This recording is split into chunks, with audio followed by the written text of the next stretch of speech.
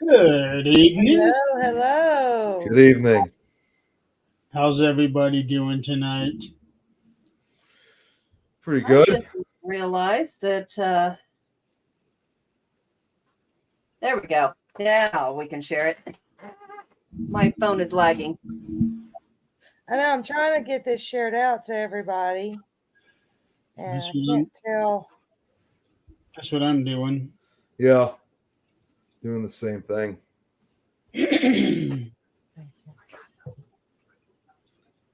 All Got so right.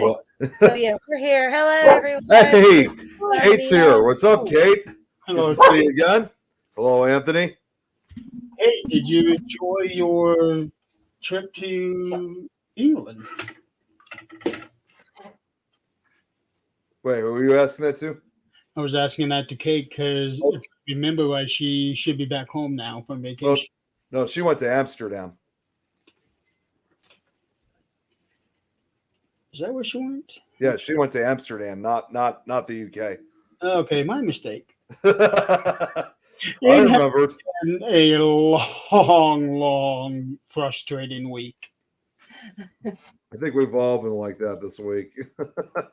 I think the last 2 weeks have been like, Yeah. So let me ask you guys a question. This is not paranormal in any way.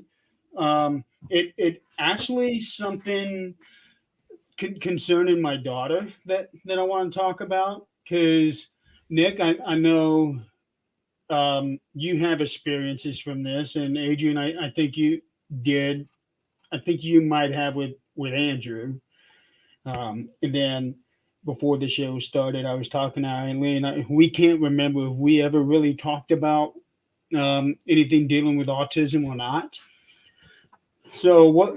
So what's been going on with my daughter and the way that insurance is working is that eventually, now that she's 18, at some point, it's still going to be years from now, but at some point, she's not going to be able to continue doing her ABA, Mm-hmm. and she was gonna have to go somewhere else. So we decided to go ahead and start working on that transition so that it's not um, cold turkey stop one day and then cold turkey start the next day. We wanted to try to do that transition. Yeah. Mm-hmm. So the place that we put her in is called Easter Seals Ark, which I know is a very well known um, facility business. And we were a little concerned about her going because that was where she went last year when dad and I were both put in the hospital. And it was one of those things where she went into this building and she never came out, never got to come home. So 2 weeks ago, we thought, okay, we're only going to do this 2 days a week, Tuesday and Thursday, for 3 hours each time. Um, Yesterday, they said that she did okay, but she was kind of skittish a little bit, kind of finicky. And then today, it was like full blown anxiety being in that building. And the director there is thinking the same thing that we were, that maybe this building is traumatizing her so much because she remembers the layout, she remembers the building itself, and is associating that with I'm not coming home. That is very Yeah, possible. it could be very likely. Um, so we so Oh, we went on ahead. Oh, hi, Martin. oh, hey, Martin. Good to see you. So we went on ahead and made the call to put a stop to that one, at least to that building, and see about maybe checking out some of the other um, services in town. Because there's got to be at least a couple different facilities or services throughout the town. I mean, that can't be the only one. It no, it's not. Because Fort Wayne is a pretty big place. about to Um, say, yeah. It's just that mostly you only hear about one or two big companies, and some of the smaller ones you never hear about. Right. Those are the ones I would really check out, because what we ran into was, well, of course, your daughter's on a different level than Andrew was, but they were like, because he had really not been diagnosed properly. Once he turned 18, they stopped everything. They were like, nope, there's no services for him. Really? He's not changing. Yeah. This isn't gonna go away. No, it's not. No, It it's just like- You can Just- help him function in life better. yeah. I mean, just because Because- he turned 18, that doesn't mean like, nope, our work's done. He's 18 now. Yeah. Well, I would obviously disagree, saying, okay, yeah, he's 18, but that doesn't mean you have to stop. Continue helping him become more function. I mean, Who was it that made the call to stop it? Was it just a regular insurance company, or was that Medicaid? It was Medicaid, and it was also social services. really? They were like, we can't do anything for him. And he had a what they called an occupational therapist, Yeah. which was going to be really good for him, because up till we got him, he had no sense of life. It was sit in front of the video game, done. That was, and he'd have his outbursts and be violent, and they would take care of that, but that was it. Other than that, he's on his own. So he wasn't taught anything. It's Didn't have to essentially make his bed. Didn't have to fold his clothes. it's essentially like they abandoned him right then and there.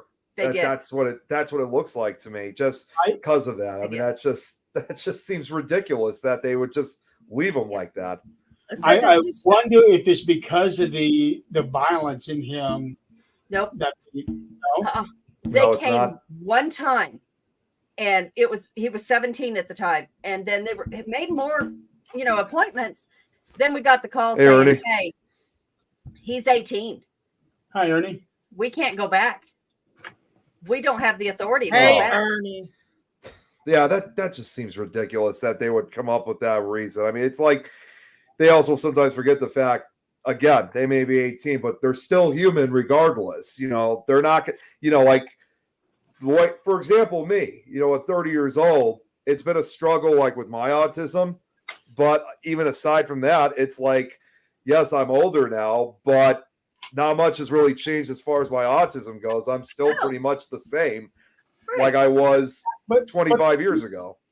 But the thing with your autism is that you are not in a predicament where you are completely helpless. Right. Right. I mean, I still have struggles, but not completely like helpless, though. Yeah, you're right.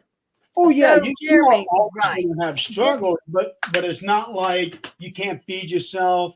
Possibly, maybe even not be able to live on your own. You have a job.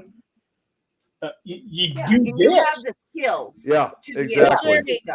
Does this facility, I'm sorry, I'm eating and I didn't want to be on screen eating, but does this facility like have a program that teaches them how to live on their own? I don't know, but I do know that this place, they have resident homes where 3 or 4 of them will live together in a house with a supervisor at all times. Mhm. See, we have that on our property. It's a company called Sun Valley, and they have like 3 or 4 different people, and they do have someone with them at all times. They kind of let them live on their own, but not live on their own. Mhm. Like have somebody checking in on them to see how they're No, they doing. live there. They're with them. They rotate in and out, so they're there with them all the time. Yes. Yeah, But it's- somebody's basically living with them. Is it like? Right. It's if I could ask. I mean, is it like almost like a caretaker in a way? Like in this case, They're watching there over to taking make care of sure. these- From my understanding, they're there to make sure nothing happens, but Yeah. trying to kind of get them in a transition period where they kind of can learn how to live. They probably Right. won't ever be on their own, but it gives them that sense of that they're on their own. Right, like trying to somehow live independently. Right. Think of it as a nursing home or an old folks home, but in an actual house. Basically, a group home, as I would see it. Yeah, Yeah. a group home. It is. See, But Tom- what worries me about your daughter is if that scares her, that she may not see you again, because she didn't see you for a while. And when she did see you again, she couldn't go home with you for a while. And Right. she couldn't go home with grandpa for a while. And I understand her trauma there. Mhm. I think personally, to transition her, if you ever have to a facility, it's going to have to be slowly, very slowly. Where See, that's what we were trying to do with this transition from ABA to Easter Seals. 3 hours twice a week. Didn't think it would be that bad. right, But apparently it just shoots that her place. anxiety sky high. And they didn't know, they couldn't handle her. Right. Hmm. Right. And I would check those smaller facilities simply because, and check their reviews. And I mean, yes, people could put anything they want to on those reviews. And some of them are just personal experience that they didn't tell their side of the story. But, you know, it's one of those things we have to kind of look at. Okay, walk in without her. Just act like you're going to go visit somebody and walk around. Yeah. And see how they interact with them. See if they, and do it all 3 shifts, and see if they're, you know, talk nasty to them, or if they, you know, are short with them, or, you know, any kind of red flag. That to me is what would scare me more than anything. It is The Red only flags. issue that I see with that is when somebody does come in for a visit, then the staff is going to be, we got to be on our best behavior so that we don't look bad. you don't set an appointment. But Just they go. don't tell appointment. No, That's yeah. don't. Just One walk day I in just like wanna you're point- there to visit somebody. And One day- you know, Well, you you probably don't have even to sign in, don't you? Yeah. And saying who you I'm have sure. to visit. But no, don't. That's a big key in anything, any Yeah. facility. Don't ever set up the appointment. Yeah, don't. Oh, we didn't. We just went whenever. Real and quick, just kind this of is see. this is something that Tom had brought up, and this is actually kind of in response to like we were just talking about how they somehow stopped services at 18. Tom here, on the other hand, says that there are connection classes till they are 21. That is. Yes, there are. The thing is, though, you know, depending on the state, I'm sure, but depending on how they were diagnosed, when they were diagnosed, what kind of care they've had between birth and now, the states, unfortunately, are, and let's even go beyond autism or Down syndrome or any other. Let's go with mental illness. That could be any of us at any time. There's no set time that happens, or you're born with it or you're not. It can happen anytime. Or you can develop it from an accident. And Right. that can be permanent. It's Oh, not going to absolutely. go away. So what kind of resources are there for people like that? There's really not. So our resources are really, our insurance companies need to reevaluate, because it's people sitting behind a desk making rules that they have never even gone out in the world to see. Right. Well, it's not just the insurance companies themselves. A lot of times, it's the actual companies. For example, when we were looking all over the place for Angelia last year, they all said we can't take her because she's too young. No, they don't want her because she's too. Oh, geez. It's like they just can't make up their minds. because she wasn't 18, even though, well, at the time she was 2 years ago. Yeah, so she was 16. Mhm. So at the time, there's like, yeah, she's too young. We can't take her. And I'm thinking, I thought you're supposed to be helping people, and this is an emergency in our case. We Right. can't, especially one actually said specifically, if she's nonverbal, we won't take her. What? Really? Wow. And that to me is what they're for. Exactly. Yeah. That just. Oh God. Now here's my thing. What about? I'm willing to bet, and you could try this at one that you don't plan on even taking her to. But I'm willing to bet, like they do with the elderly, you say, I want to put her in here permanently. They're going to take her immediately because they get all her money. That they'd say, okay, so what do you own? I own my home. Oh, good. Here, let's sign this paper. And they'll take her immediately. No questions asked. Yeah. And it's a sad thing, but they do the same with elderly. Oh yeah, they do. I've seen that happen on a number of occasions. That's why we never moved my grandfather into a retirement home. That's Yep. why we're here. It will not happen. So here's the thing that kind of worries me is, let's say I died from the accident, Mhm. and then when Dad got COVID, which was just 4 days later, let's say he died. Mhm. What was going to happen with Angelia if nobody wanted to take her? That's what I was She'd going be to out. ask you. What's the Yeah. long-term plan? State would have taken her. They would have put her in a foster home for a while. When the foster home couldn't handle her or didn't want to handle her, she would have went in a state facility, and your house would have been sold for it. Yep. And then they would have kept her. But the level of care she would have gotten, who knows? Yeah. Because nobody could have chose where she went. And that's the all worst sad. part. I mean, That's the worst part because you don't know where they're being sent and you don't know how they're being treated.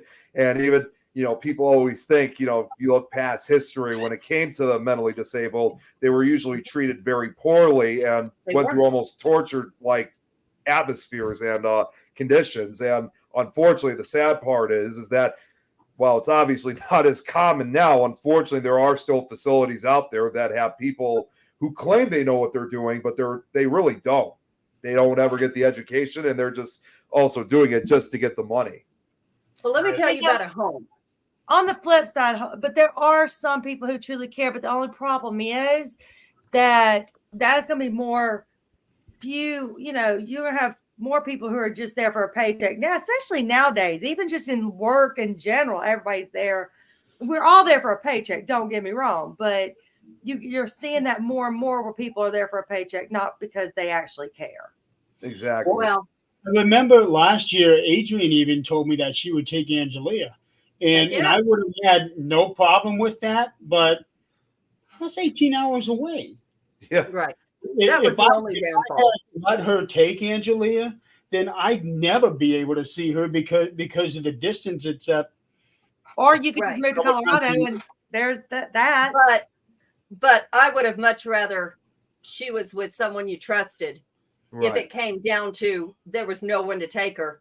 Exactly. She would at least be with someone that would take care of her. But I'm going to tell you, Mom and Dad, you guys know Mom and Dad had patients here, call them patients, anywhere from Down syndrome to anything. It's a facility that's here in town, and they have different homes that take care of them here in town. I'm going to tell you, they have more rights than we do. I'll tell you that right now. There was 2 instances that I remember them talking about. One was, and you can say no. You can say, no, I cannot handle this one. One lady smeared poop all the way from her room to the hallway to the bathroom to wherever. Anyway, Mom had her clean it up. And it happened again. Mom said no more.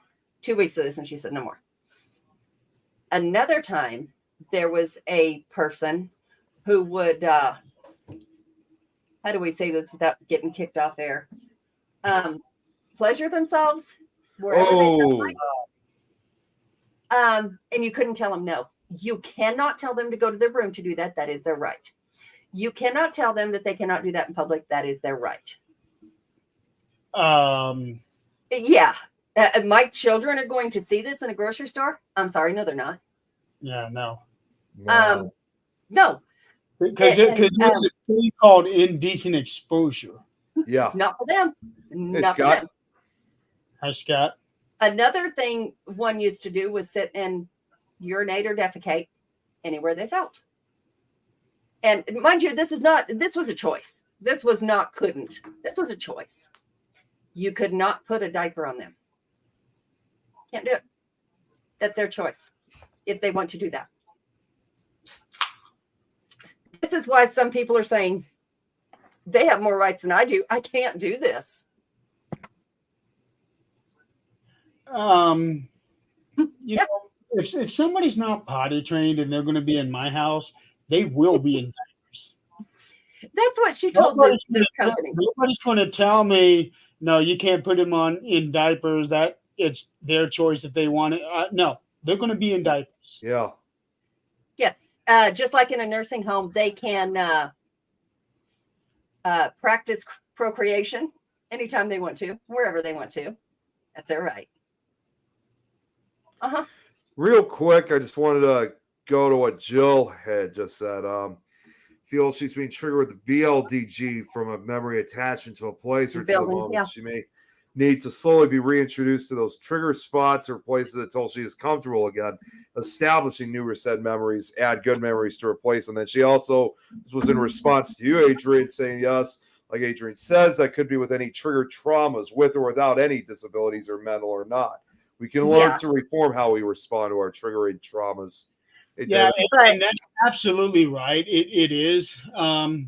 I've never heard the term memory attachment, but that's actually exactly what it is. Because she goes back into that building, she remembers a lot more than what people give her credit for. Yeah. And Well, seeing Penny? that building, We all have that. I mean, there's times We do. I just driving down my old street, and when you We do. look at certain houses driving down your own street, some of those houses bring you happiness. Some of those houses bring you sadness. I mean, just driving down the road, it's just we all have that, Right. That's right. you know. So there's no reason And you wouldn't. for someone who cannot process it, that stays. That's a constant thought. Right. So when they see it again, they're reliving it. They're reliving it, just like maybe a rape victim. Yeah. They're reliving it, constant. I honestly, and this is my personal opinion, is I don't think she'll be able to go back there. no, and even the direct, we pretty much suspended that place indefinitely. Yeah. And they agree. Right. They agree. They understand that it's triggering her anxiety, and this is one of those things where, okay, we're going to try this. It ended. I don't want to say it's bad, but from her perspective, it is bad. Yeah. And it's one of those rare cases where nobody is at fault in this. No. No, not at all. Yeah, Not at all. it's But just You have the capability to. You can't change her thought on the place, but can't change you can anything. make a better Yeah. memory somewhere else. It's like a PTSD that Jill just brought up. Yeah. That's what I was trying to think of that word. Thank you, Joe. Now, Tom also said, just like the things that you described, Jill, about, like, for example, that woman you were talking about, he says those things happen daily where he works, because where he works is a school for disabled kids. It's like a transition program. He works with kids who are like in their late teens, early 20s. I would say, I think it's like between ages was either 16 or 17 to either, I think It's so up to 21. no, actually Yep. 20. Well, actually, no, it's 22 because when I Really? was in, well, because, and I know that for a fact because I've told you guys before, I was in transition myself, although I didn't really like how it was going. But you were there until your 22nd birthday. And but one difference is, unlike when you were in high school, even when you turn 18, you still got to finish up the school year regardless. In Right. this case, once you hit 22, that's You're done. it. You're done. Yeah. So on your the day after your 22nd birthday, you're out of there. You're officially out. But for me, I ended up leaving a year early because I was pretty much still a student in my high school, like literally for 7 years. I was there between 2007 up till 2014. I could have stayed till February of 2015, but there was no reason for me to do so because I had a job. I already kind of had things ready to go for myself. So I officially graduated from high school, which by then that was not long after my 21st birthday. So to me, it was more appropriate to have left then than I did originally. Well, a lot sooner. And that's because you were in a good predicament. Yes, I was. Right. You had a support system that helped from day one Yes. and knew how to help from day Yeah. one. And a Scott, larger support I didn't know that. I would, being you, I would make a joke out of that acronym, but no, I didn't know you had that. So I know do it you was still so have hard not to triggers? joke with Scott on that one, but Yeah. it was hard. What's that, Do you- Adrian? Do you still have triggers, Scott? Oh, I thought you were asking me that. I didn't know he had PTSD. Oh, well, I didn't either. Scott, I mean, I guess I should have, but Well, Tom? Scott, to be perfectly honest, and the same with all of us, he's been through some shit. oh yeah, absolutely. We all have. I do want to answer one question up here that we did not get to. Well, actually, there's two of them. First of all, Jill, Yeah, I was going to Really? get to that Okay. too. Donald was he was going to be on here in case we weren't able to get our special guest. But even at that, right now he is probably still doing his karate class, so it'd be at least another 45 minutes before he could be on. And also, Anthony was asking if Angelia has trouble with sense of time. She has no sense of time.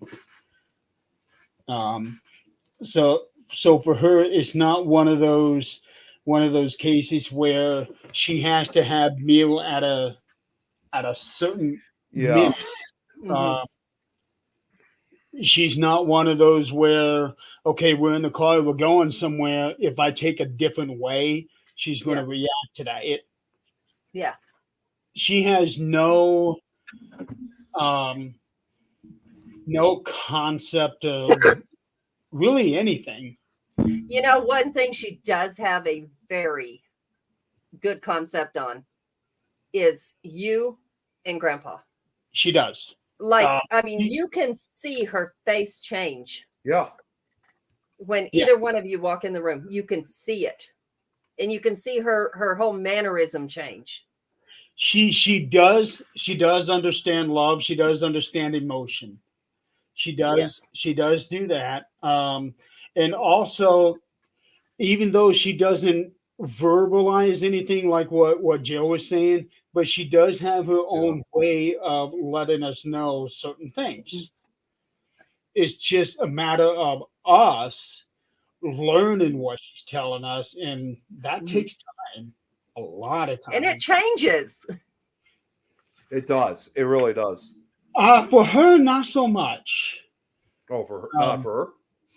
Yeah, like if she's one to let us know something, it's always the same thing each time for that particular instant. Like if she wants to be rocked, she's going to sit in the chair and she'll do this. Uh-huh. Okay, we're going to rock her. Mhm. Things like that. But she doesn't change her way of telling us for the same thing is going to be that. So it's not like, hey Nick, I'm going to the grocery store, and then the next day, hey Nick, I'm going to wherever, but I'm still going to the same place. Oh, that's a good question Scott just had. Oh, yeah. Surprisingly, no, it does not. What Dad about and- the first time you came to see her after the accident? I know you were kind of scared that she might react. It took her about a minute to recognize me, because everything was changed. Eye patch. I had to cover that trach that was in my throat. My mouth was wired shut, so when I would speak, I had a different accent. Right. So I had to say a few words over that minute, and then finally, Yeah. yeah. I know So that made didn't you like feel freak good. her out. What's that? That didn't freak her out once she realized that's daddy. Nothing freaks her out like you think it would. Like you're watching a scary movie and this horrific scene comes up and you're like, oh, I can't watch that. I can't see that. That is not the case for her. That's really, I gotta say, it's really surprising because and I'm not talking about people who have autism or disabilities. Like I think we've watched countless shows of where people are like being interviewed who knew somebody or the person themselves who got seriously injured, like in an accident, or as you guys know, I watch a lot of the weather and storm disaster. Like, someone, if, for example, someone got tossed in the car by a tornado and all of a sudden they are horrifically injured by it. And that you talk to someone else that was close, they go, oh, I went to go visit that person in the hospital, but looked so unrecognizable with the injuries. It scared me just the way how they looked. So we hear this countless times when it comes to those type of accidents, but it's really surprising in her case that she didn't show any like frightened reaction at all. She did not. It's almost like she doesn't even really see what's on the surface. And that's what I believe, because the way she interacts with you and your dad, she feels energy like we do. We have to practice to do that. We have to be taught to do that. I'm sure as babies we didn't, but there's some of us that can feel energy before we see people. Like, you practice this way. You're standing in a line in a grocery store. Somebody's behind you. Don't look. Feel them. Feel their energy. Is it male or female? Is it, do they give off a bad vibe? Do they give off a good vibe? And then look. Then talk to them. See if you're right. With most people, she will come right up to you and love on you. But there is the rare occasion where it's like she doesn't want anything to do with somebody. Hey, Nope. speaking of kiddos, mine just got home. Which You're one? Way up there. You're way up there. Hello. What you Hi there. doing? Oh, that's a long drop. He Is just got. football over yet, dude? No, they play their biggest rival Oh. Friday. Our volleyball team lost. He stayed to watch the girls' volleyball team. State championship. I bet he did. At Ole Miss. It was the state Well- championship. There is something I do want to touch on, and Scott, I would like to use you for an example. Give me 1 second. I got to take dinner out of the oven. I'm listening. Okay, the example that I'm going to use is not a true story on Scott. It's just something that I'm going to come up with as an example as far as the PSTD and what you were talking about, Nick. Certain things that you might see on the TV that you can't. PTSD. You So- said PSTD. Yeah. I'm not thinking straight. I got you covered. So as everybody knows, Scott's a veteran. Yes. Okay. Now let's say Scott went to Vietnam or Korea and seen some really, really bad stuff. Okay. and that stuff is enough to give you that PTSD. Okay. There may be certain things in movies that he cannot watch because it's going to trigger that, and all of a sudden he's back over there. Right. And I don't think a lot of people understand that when people go through something like that. Well, if you guys remember too, I went through something like that a few months ago, not by watching somebody, but someone from my past that did a lot of bad things while I was growing up. Exactly. Yes. Exactly. It is the exact same concept. And that's basically what was happening with Angelia when she was going through the hallways there at Easter Seals. It's not that, okay, I'm seeing this is taking me back to where I was. She was back where she was. Yeah. Oh boy, I did not think we were going to be talking about this for 40 minutes. I didn't think You there know was a what? question I wanted to get to Jill. Like, this is an interesting one. She was asking, can she learn some sign language? Because that could be helpful for children who have a hard time verbally speaking. No, but I will say this: there was one thing that she did learn with sign language, and that was this. Oh, that okay. That's sign language for more. Hi, Carl. Hello, Carl. Good to see you. That was actually one of the things that she learned in ABA, because she would do this.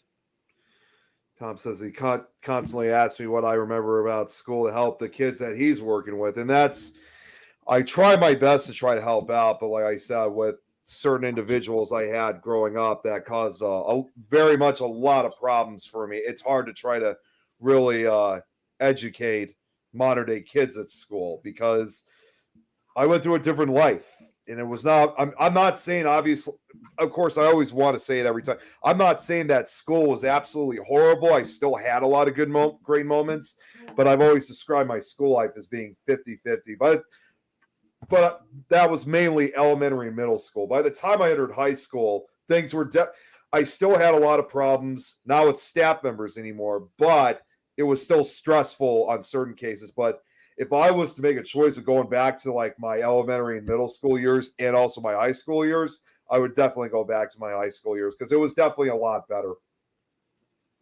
Yeah, I don't think that there's ever been one person who did not have at least one. Good night, Scott. Have a good All right, night. I gotta say it before we get too serious. Good night, King Push. Scott. Good What are night. you Hey, Jeff, Amy's learning at this moment. I remember that you both were wearing those Burger King clowns. I had got him his Burger King hat. I never saw that picture, but I heard about it. So yeah, he Posted it, and then I think Scott also posted it too. they had gone somewhere to eat, and I had gone to me and Michael had gone to Burger King to eat, and they had Burger King hats all over the restaurant. So I stole them and took one to Scott. Thanks, Kate. What were you gonna say, Jeremy? You were gonna say something along the lines before Eileen said something about. Before I interrupted. Yeah. The hell was that already? I don't remember. Did King Scott? Damn it, Eileen. Okay. I think I was going to say something about There we go. the 14-hour day that Scott was going to be working. That's harsh. Yeah. But at least it's a Friday night. You know what? Wait, Speaking it's a of what night? Friday. You know what? Speaking of that picture, guess what Scotty just sent me? Okay, I know you can't. Damn it, can't show it through the green Can't see screen. it. That's the Yeah, whole no, thing. he sent me the picture. My son just realized I had changed positions and he's been working out and he's actually getting pretty buff, but he does not like people to see him without a shirt on. Like your dude. Some people are just like that. I'm kind of like that too, actually, believe it or not. Even if it's just a shirt that you don't have on, for some people, it makes him feel completely naked. Oh, but he'll go outside in his underwear, but he will not let people see him without a shirt on. I can't. I guess he's proud of his below. Can't help you there. Yeah, don't know what to say about that one. Jill just also said personally, she still gets panic attacks here and there. I usually know my trigger sometimes. I don't know what will happen, but it helps to rebound oneself, slow breath. Picks a point to focus on, like meditation. It's a mindset to refocus. That is something I tell a lot of my friends when they say that they have anxiety real bad. I tell them, just sit down somewhere, close your eyes, and then take in as big a breath as you can, as quick as you can, and just slowly let it out. Then take that big gulp of air, slowly let it out. I do that sometimes. I told some of my friends to do that, and they come back and say, "Hey, that really helps." And I think the reason being is because when you get anxiety, your heart starts pumping really fast. Yeah. And when you take in that big breath of air, your lungs are expanding, and it's right around your heart, so it's helping your heart slow down. Jill makes a good point about like what she said about thinking that your daughter gets a sudden panic attack, as well as some of those scenarios. Counting to 10 can also help. The bad thing about that is that she won't know to do it. Yeah. This was something I forgot to show earlier. This was a response to what you were asking, Jeremy. I forgot to show this since knowing Kate's still on. This was her answer because you were asking about how things were for her out in Europe. I forgot to show this earlier. Yeah, I did read that. Yeah, sorry to hear that you're not feeling so good, Kate. You better get over the flu, Kate. We got to have you on the show next week. Stephen King show. Come on, Kate, get well. Oh, she meant to ground yourself again, not rebound. That's well, we know what she, Yeah. No comment. Jan, breathe in for 4 seconds. Hold for release for 4. Hold no, breathe in for 4. Do it 4 times. Jeez, that's a lot of 4s. I've actually just started as of last night. Who's this? Doing Pilates at home and then working on a little bit of yoga at home. Just trying to figure out who this Facebook user is. That's what I'm looking. That is Robin Plant. Oh, Robin. Is that Hello, Robin? Thank you for joining us. Good to see you. So you started Pilates last night? Yeah, I started Pilates at home. I'm on a Pilates challenge with a friend at work, and then which I won the challenge last night. But and then I started doing some yoga just to kind of try to figure everything out again. Oh man, going into oh boy, you're stretching things that have probably never been stretched in 30 years. Right. No, in the past 20 years. Hello, I'm only 24. Yep, of course, you're 24. Okay. For the past 20 years. And 24 she is. Jill and I and Jan are all Plus 24. 15. Breathe. It's box breathing and is scientifically proven to work. Oh, I'm not talking to Todd. I tried to get him to come The on. And he decided, Todd is in. He figured something like work or something was more important. I don't know, something like that. You don't say no to the Todd. Come on now. No, I say no to Todd. I said no to her. If you ever hear me put the in front of his name, you know I'm drunk.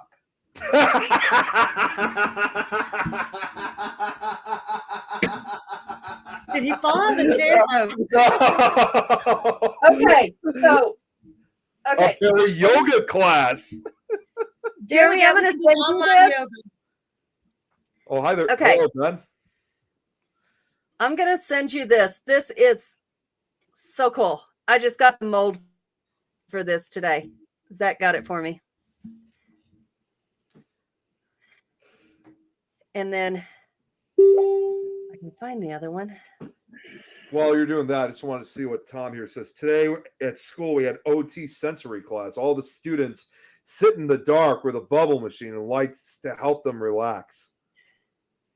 That's new. I've never heard of that before. That'd be cool. I need that in my office. Yoga is a sin. What?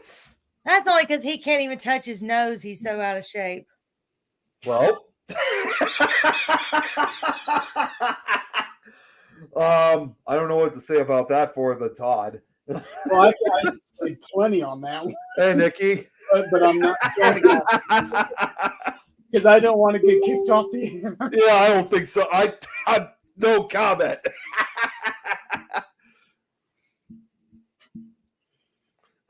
Ooh, that's- Everybody, we're quiet. It's all for respect for the Todd, which you should still be Quiet. called. Quiet. Hey, Nikki. I will say the Leanne, the Denise, but not that name. No. He is the Todd. He is. He'll always be the Todd. Right, Jeremy? Yeah. See, he agrees with me. Y'all were smoking that same stuff that Leanne was smoking. Eileen that instilled that into me, but Ernie and Denise also instilled the part. They gave y'all the same drugs he gave Leanne years and years and years ago that she's still on. Yeah. Wow. Hey, Chanel, pour the Todd. Or that. Oh, that doesn't even sound right.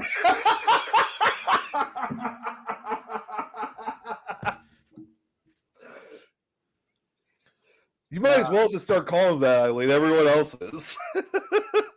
No, I don't. Todd, if I ever call you that, you know you're in trouble, right? Are you still on? No, he is really in big trouble if you use his middle name. What the hell is his middle name? No, I don't know. Hold on. Mr. the Todd. Thanks, Nikki. Even that doesn't sound right. It doesn't. Todd, you have got to get rid of the duh. Oh, come on. No. You were just on my side a minute ago. Well, I am, but when you put another word in front of it, Yeah. it just doesn't work. Because at that point, your tongue does not want to cooperate with the words that you're trying to say. Well, I just hit up my sources to figure out what the middle name is. So I'm waiting for my source to tell me. Your source might get in a lot of trouble. King the Todd. Oh my God. Todd is his middle name. Of course. Of course it would. So it doesn't matter which. So name I'm referring apparently, to. the is his first name. Yeah. Oh, why So did I? really, his name is the Eskew.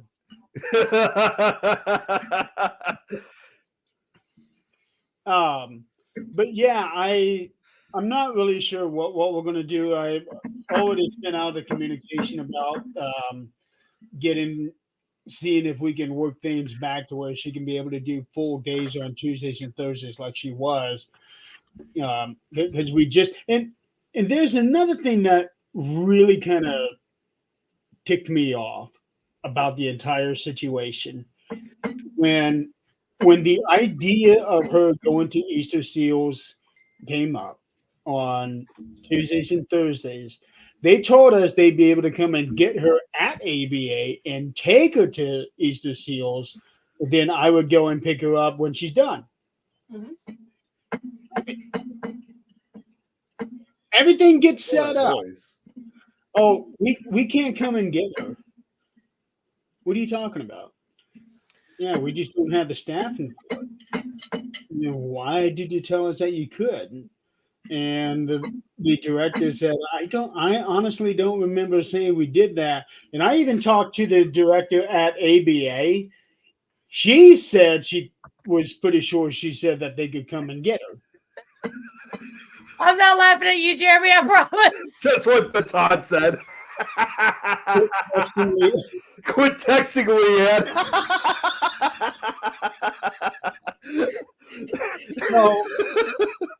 So now that kind of backs me into the corner where I had to go get her at ABA and then take her to Easter Seals.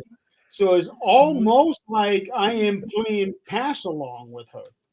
Mm-hmm. I don't like that.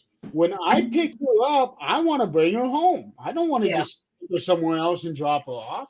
No, you don't. No. So That's not fair to her. No, it's not. Because she sees me, I'm Mhm. coming home. Mm-hmm. So now she's, well, up until today, she sees me. I take her to the one place she doesn't want to go to. Mm-hmm.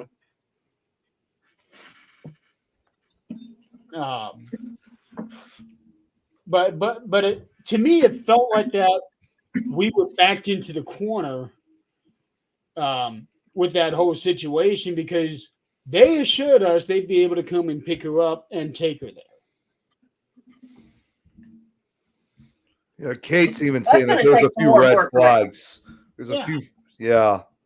And So then will they not pay to have her a full-time, like, or at least a majority of time sitter or something at your house to help out? well, if Is it beyond that point? it is what? Say that again. Is it beyond that point? Well, what you said. Oh, can like she have like a full-time or a semi-full-time sitter at the house that they would pay for? Or is it beyond that point? So basically, you're talking home health. Yeah. We had actually looked into that, but the thing is, with our thing, we don't need somebody there all the time or even every single day. We just need help on certain days. And we have talked to several. No, we have to do like 4 hours a day, 5 days a week, and we don't need that. We just need like 2 hours here, 2 hours there. I don't want 40 hours of somebody here. Right. Fine. Here That they would have- give you that time to do stuff around the house and Mm-hmm. things Yeah. like that. Here they have that, and it's called respite. Respite. Mm-hmm. You know, that's basically where she was at for Easter Seals and Vernon Manor for that whole year last year. It was a respite care.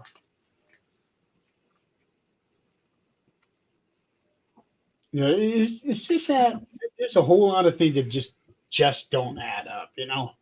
I know. It just again, And if you would think honestly- like what's that, We Adrian? need to talk to Jan. We need to talk to Jan because she would be the one to, if you even have an inkling Respite. It's a good program. where you'd want to go. She used to go around to different nursing homes and respite care centers and check them out and shut them down. That was her job. Oh, She would wow. act as an employee Oh man. and then shut them down if Jeez. necessary. So And basically, like a Oh. different version of Undercover Boss. Uh-huh. Yep. And Jen's I'll still tell on, you, speaking of which. she would be the one to be able to tell you the ins and outs, what to look for, how to do it. Yeah. Undercover. Oh, here's another thing about Easter Seals. When she was there last year, she was living there. She was living Mhm. first in that group home, and then there was an issue with another. This is what doesn't make sense. She was in a group home, and then there was another group home elsewhere, somewhere in Fort Wayne, and that home somehow ended up having a drive-by shooting. Oh no. Oh, So here's what they did: they moved the people from that house to the one that she was in, and then everybody in the house that she was in went into the main facility. Okay. And so my question was, why didn't those people go into the main facility? Why did these have to go? Mm-hmm. But we never did find that out. Is that selfish on my part? Yes, it is. Because that's my daughter. exactly. Exactly. That's the thing. If you don't advocate for her loudly, nobody else is going to. Well, That's why, Jan, let her find out anybody is going into the hospital. Let her find out. I'm going to tell you right now. She's going to be right there saying, you better say this, you better say that. Do you need me to come down there? And I promise you, you say no. You do not need her to come down there because hell will be raised. well, so she was there at the main facility, and this is a pretty good sized building. And she had plenty of room to run around, which is what she enjoys. Mm-hmm. There came a time where, well, we're not going to be able to keep her because we are shutting down our night shift, meaning nobody can stay overnight here anymore. Mm-hmm. And that's why we got the process moving over to Vernon Manor, which is there in that city that Chrissy lives, an hour away from here. Yeah. So that's how she ended up over there. It was nice having her at Easter Seals because that's only 15 minutes from here. Right. Right. And I could go there anytime we wanted to. Mm-hmm. Jill was asking, can you give at-home care or is this home respite care a try? Even Jeremy, even though even the part-time one, a few days a week, give it a try, see how you all like it. See, that's what I was talking about. That's what it was. Okay. Well, I was explaining that before she asked that. Okay. Yeah. Sorry. See, I guess I looked at it differently. I thought it was a different question entirely. No, but that question actually goes in with what I was talking about. Yeah, it does. It does. It's not that we need somebody every single day. We don't need that. Mm-hmm. But you may need that, is what I'm wondering, because eventually, I mean, let's be real, there will become a time where you're going to need that help. Well, she's going to have to get used to some, other people being around her, but that gives you time to do your writing, to do your music, to do yard work, whatever you need to do. Go take care of your dad. So that's stuff that She lives at Dad's house. Huh? She lives at Dad's house. She has always lived at his house because of my job. Mm-hmm. I remember hearing that. I've always heard you talk about it a lot, so I know that all too well. And he's just right across the street from me. Mm-hmm. Kitty's back. He's my Yeah, baby. It is so convenient. It is so convenient. Most people don't have. A lot of people don't have parents living in the same town as they do. Right. I have always been very fortunate, with the exception of a year where I was within a mile of my parents. Yep. And that year that I wasn't, that was when Dad retired and he and Mom moved down to Florida. Mm-hmm.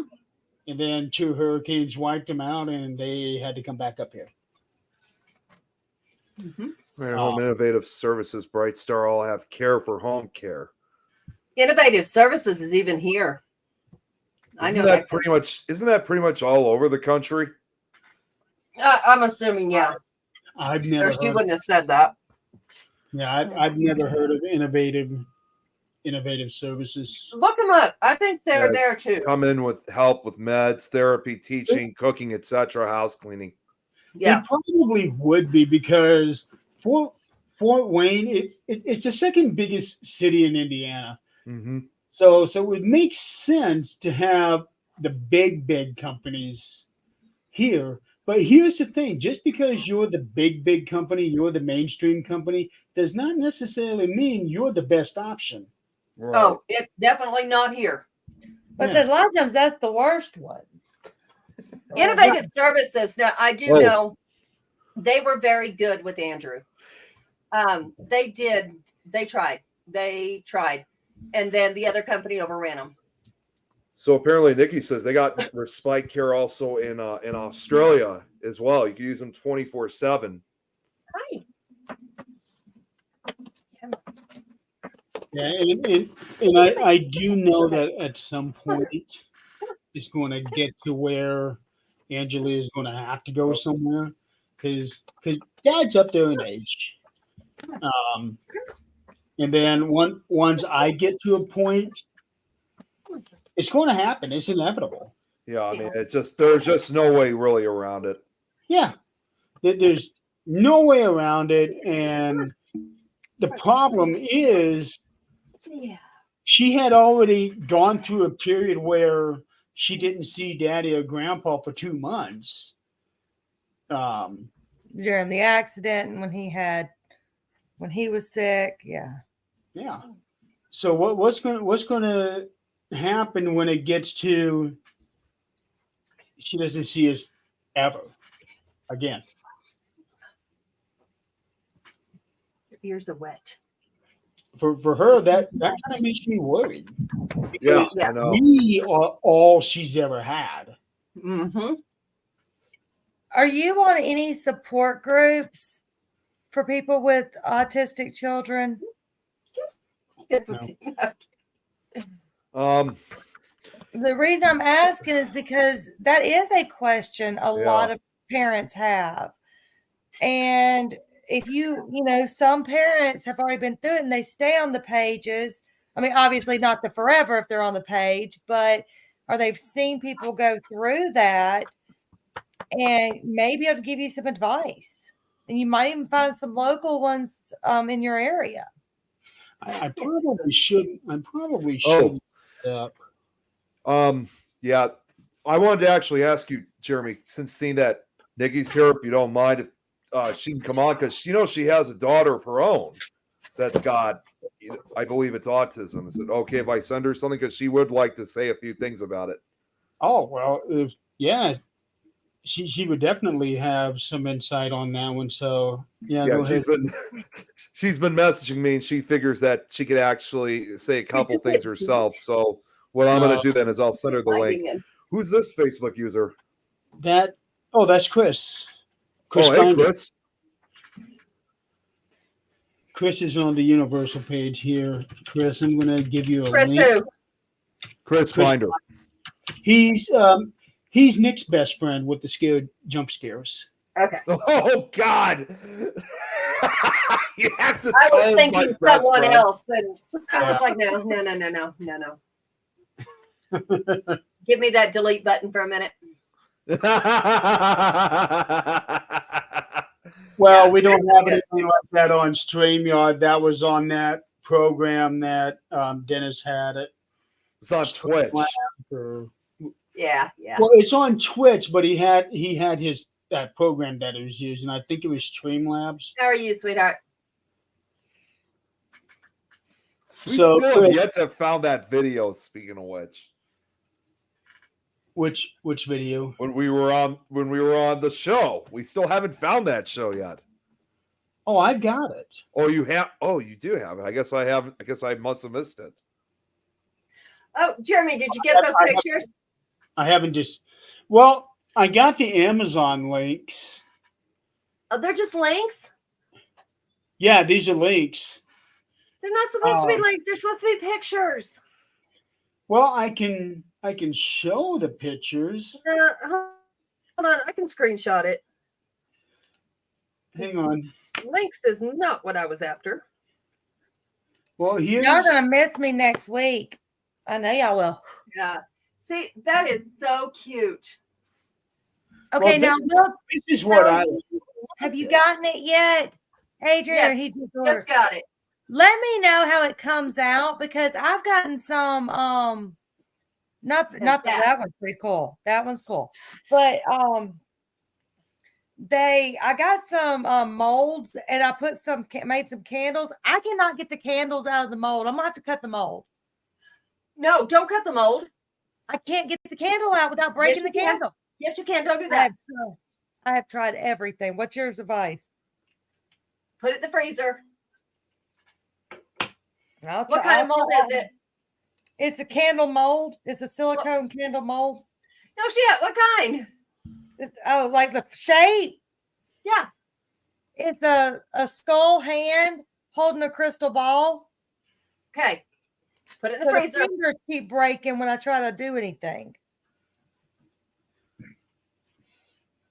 so basically you're trying to break into her like people have been trying to break into Lucy back there. Ooh. They lied to you. That's not a candle mold. That's a silicone. That's a I mold. was gonna say, isn't that for more silicon? resin. I'm about to say, yeah, I'm like, I'm just cut into that sucker. Oh man. Those things aren't cheap either. No. But the candle smells really good. I think it's my best scent I've ever done on a candle. Okay, so put resin and spray the damn thing with that scent. I'm not cutting a damn mold. Jumped onto YouTube instead. Let me see your name. Jan, are you still here? Hey, Nikki. Hey, sweetheart. How are Hey, you? hey everyone, how you doing? Hey. I'm good. How are you? Sorry, I do have to say, if Todd is on, I love you, Todd. The Todd. No, I love you, Todd. Todd. Let me see if I can find. Yeah, Jan's still here. Jan, what is the CRBI? I'm just curious of what that is. What is it again? I'm asking Jan what CRBF is. CRBF. Yeah. Never heard of that before. Yeah, I just want to know. Oh, it's a group home. Okay. Oh, okay. 24-hour care. Yeah, we've got respite here in Australia as well. So Okay, so Nikki, tell me, do the people in your country take care of your mentally disabled and elderly better than the people in America? Please tell me they do. I believe yes. We have a company called the National Disability Services. So carers like yourself and myself get paid to look after our children. Also, we have funding for therapy, etc., what they need. And also when they get older, they have funding for facilities such as respite if they need it. Because the way that it goes here is that a lot of companies don't really want to take care of you, even though that's what they're for. Mm-hmm. Right. So I just wonder if maybe you have a better system down there than you do up here. I think most people have a better system than we do at this point. Mhm. Honestly, I believe it. Yeah. I really do. Our priorities have went I don't even know where, but they're not here. They're They've gone not where they should be. So wrong. Yeah. Yeah, and the other thing, it does. Where you're from, is there like a state care, or is it everybody gets the same health care? So good question. So with us, it's state and also federal. So each state, so say Western Australia, which I'm from, is funding, and also you can have it around Australia as well if you need it. But I just do at the moment I'm just doing WA funding. So yep. And she gets a talking device because my daughter's.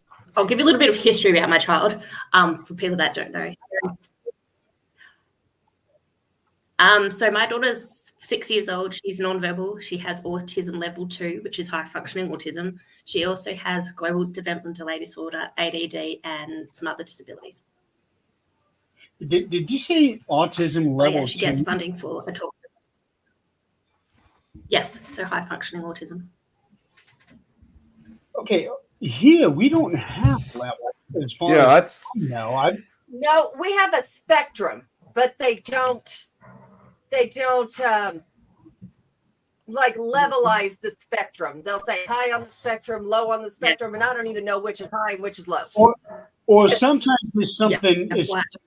with a different name, like Asperger's, which Yeah. is autism. Now, yeah, Asperger's. I'm part of a group with people who are part Me of it too. who have Asperger's. Yeah. Oh, you are too. Okay.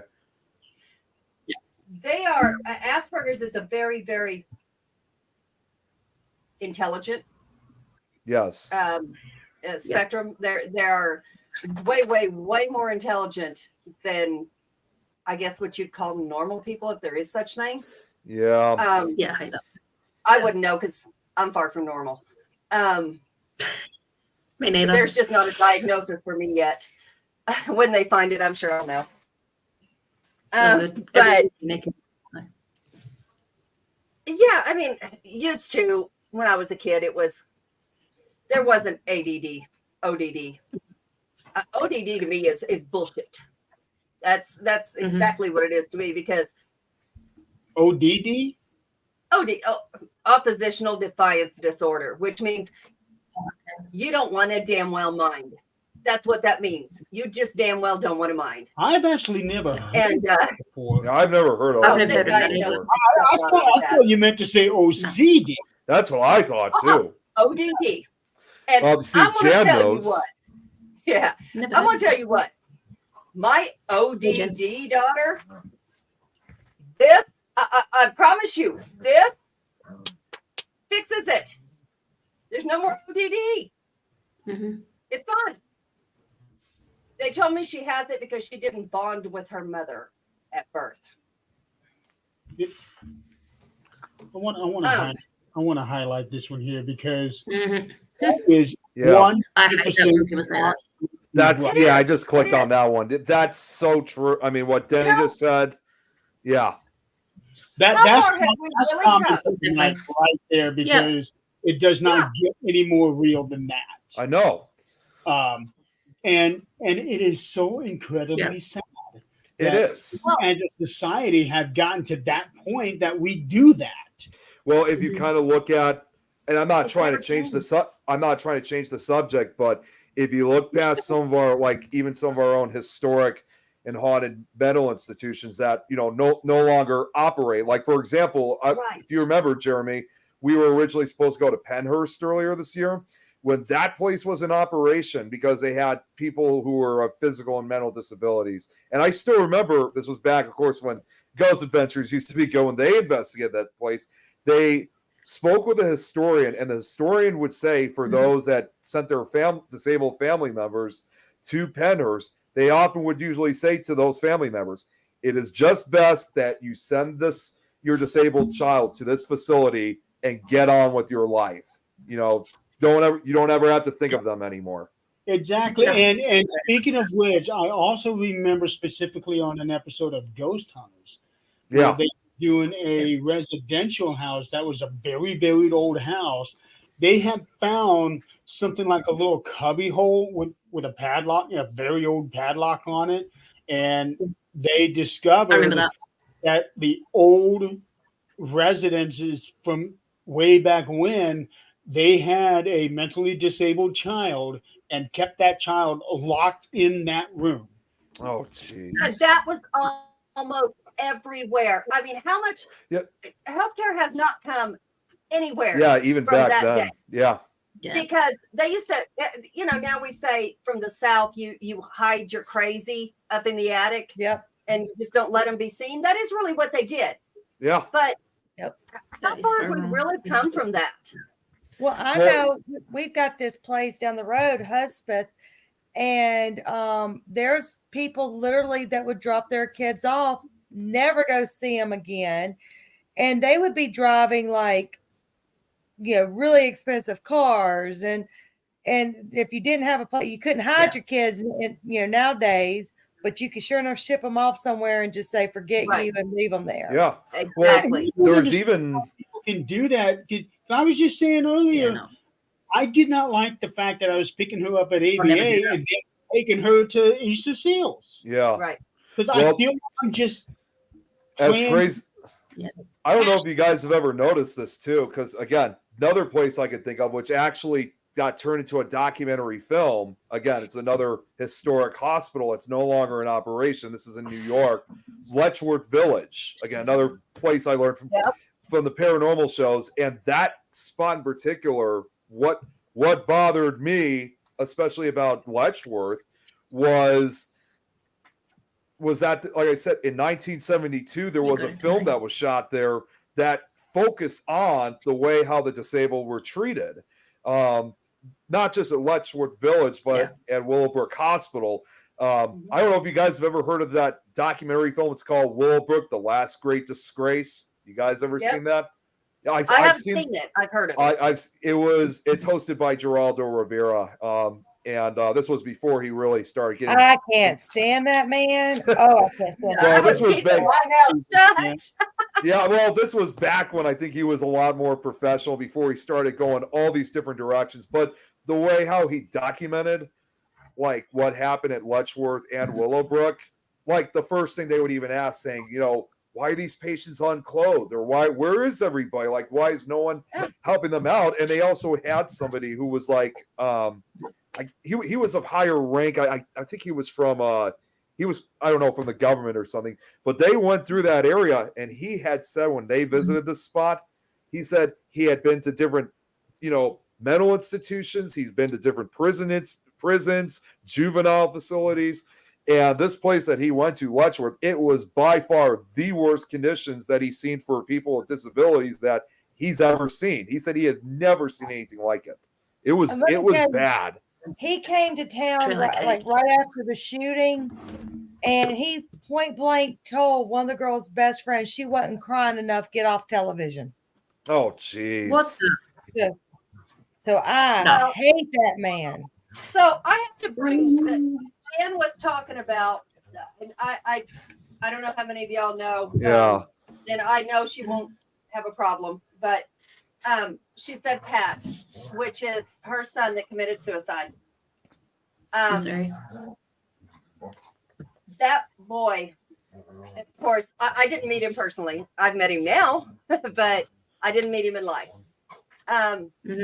He is one of those that when he comes around, you know it. You don't have to look, he's there. But from the stories, they diagnosed him with ODD, like she said. So that tells me, number one, ODD is bullshit. Because he bonded with his mother immediately, I guarantee it. They both almost died together at birth. The bonding was not an issue. And this man, he was 6 foot tall boy, 14 years old, huge. But that man, yes, he would take off and go do things he wasn't supposed to go do, just take off walking when he wasn't supposed to. Police would go get him, but I'm going to tell you what, that man, when the police did get him, he'd say, yes, sir. No, sir. Yep. There was not a defiance. He'd be like, I'm sorry I argued with you, and I'm sorry whatever the case might be. He had the most respect, more than any 14-year-old I know now. Right. The one thing I've noticed is with mental disabilities, everyone's like, well, why don't I say it? I'm like, because it's a mental disability. And then you have to explain to them what is autism. And then it's, why is your child scream? Why was your child groaning that tone? I'm like, this is how she communicates to me. Yes, you may not understand it, but please come and ask me. Don't just start shouting at my child. Like, right. Oh. Right. And that is something we have normalized in the States is, and mostly through social media, but, feel free to ask a parent. Yeah, exactly. Or ask a person. It doesn't matter if it's a child's parent or the parent themselves or an adult. you know, hey, what's going on? Is there a way I can help you? Is there something Exactly. I can do to help? They may say no, and that's perfectly fine. Exactly. But Yeah. but to be able to say, hey, let me understand what's going on. Before social media, I'm showing my age. No, you're right. Wait, was there ever a thing before? We're only 24, Shut up. Adrian. No, no. you're 24, Eileen. I actually have something to add to that, but really quick, Sean. Yeah, I am complaining, but if you had heard what we have been talking about for the last hour and a half, you'd understand why. You'll Yeah, be complaining. exactly. Oh yeah, yeah. I- You'd be complaining with cut. us. right of something that's been going on over the last couple of weeks. But to go along with what you were talking about, Adrian, I had a friend of mine who she asked me if she can get some advice because she's got a situation going on right now in her family, and she also has an autistic daughter. She's 26 years old, Mhm. living with her parents. The daughter's 26 or the lady is? Her daughter lives with her daughter's living with the grandparents. Mhm. Daughter's living with the grandparents. So now there's a situation going on where she can't stay. I know you were joking, I know, but I just wanted to let you know.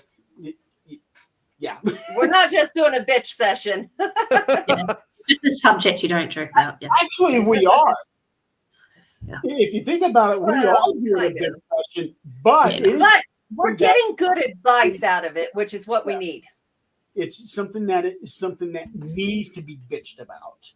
Exactly. Oh, he was just Because no one's joking. gonna know about it. That's okay. Yeah, we know. But yeah, I knew he was joking for that. That's but right. Exactly. That's right. So she now needs to find a place for her daughter to go. Mhm. So she called me and we talked on the phone, I don't know, half hour, 45 minutes. And I was telling her about where Angelia is at. And I also did throw in, okay, this was the only place that would be able to take my daughter. I know there are other places, but this is the only one that I can tell you about. There are good things, there are bad things. It's going to depend on who you talk to. Excuse That's me. Bless you. no, that's terrible. Don't ever go there. You're going to get things on both sides, but at least I was able to give her a direction to go. Yeah. Right. And I felt good about that. Yeah, exactly.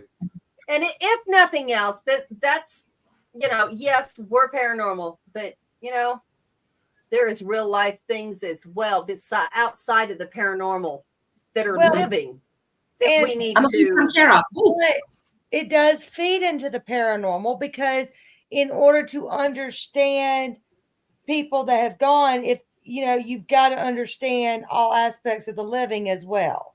Right. Right. And I think being able to say, look, okay, so Nikki understands the situation. Jeremy understands the situation. Nick is in the situation. Yeah.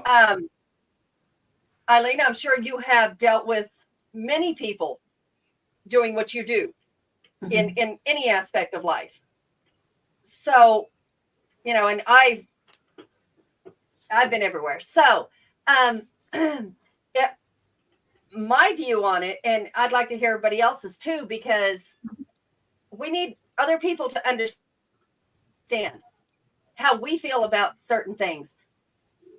Would you rather somebody, you know, like Nikki said, yell at your kid or scowl at your kid, or even as an adult, if it was me, look at you funny?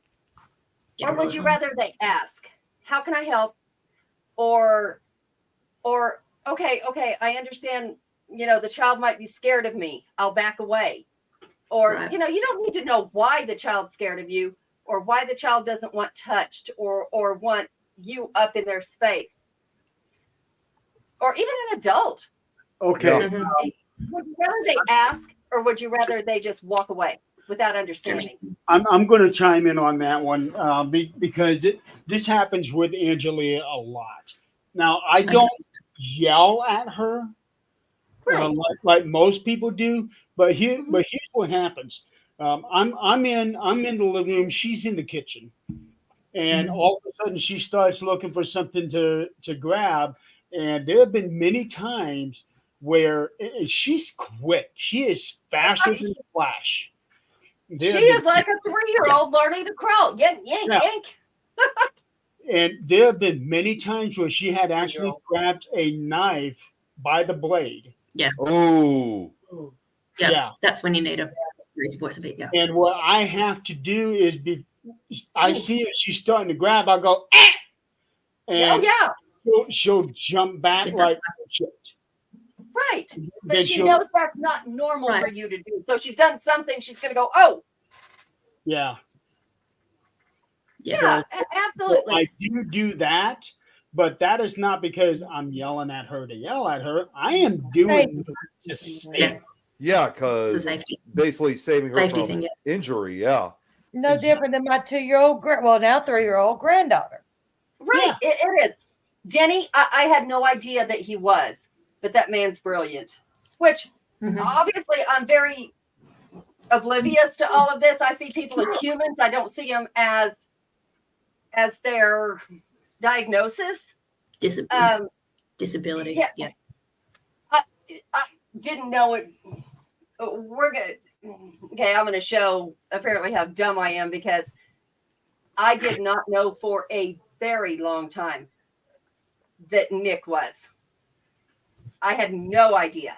I think Nick like opened up one day, and that's when No, somebody I kinda actually had guessed. to tell me, and that somebody was Jeremy. Yeah. I'm about to say, Because even we're sitting here talking, and I'm like, Friends. he goes, I'm going to put him in the autism thing. And I said, what for? And he said, well, we're going to discuss autism. I said, what for?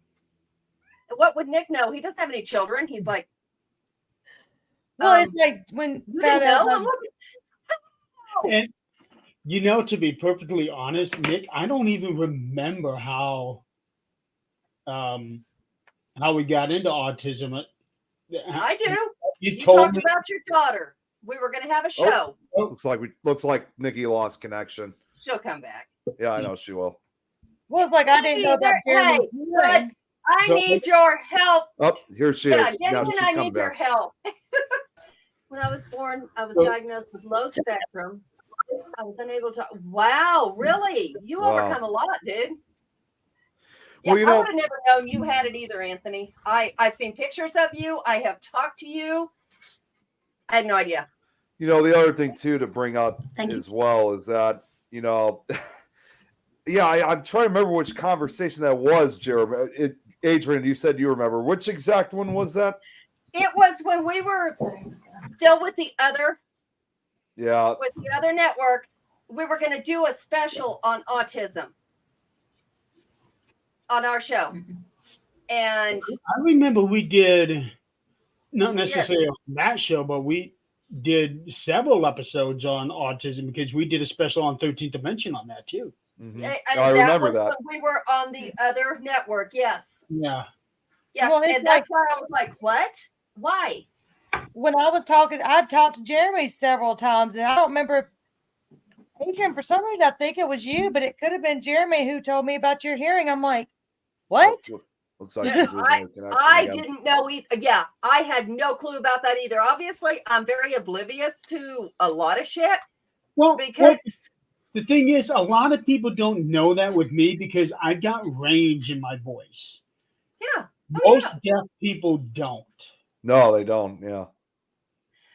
I still wouldn't have ever known, and I wouldn't have No. believed it And there if goes. I Nikki. hadn't I yelled think at she's you having and some got that- internet got it connections. out. You've Must got be that some internet Yankee issue. accent, but I mean, Yeah, and that's it. I mean, I don't. I didn't know that. I guess I see people, and I don't try to figure out. Oh, are they this? Are they that? Are they? do you know?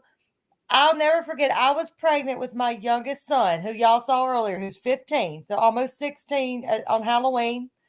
But Oh, he's the Halloween baby. he's a Halloween. baby. Yay. Awesome.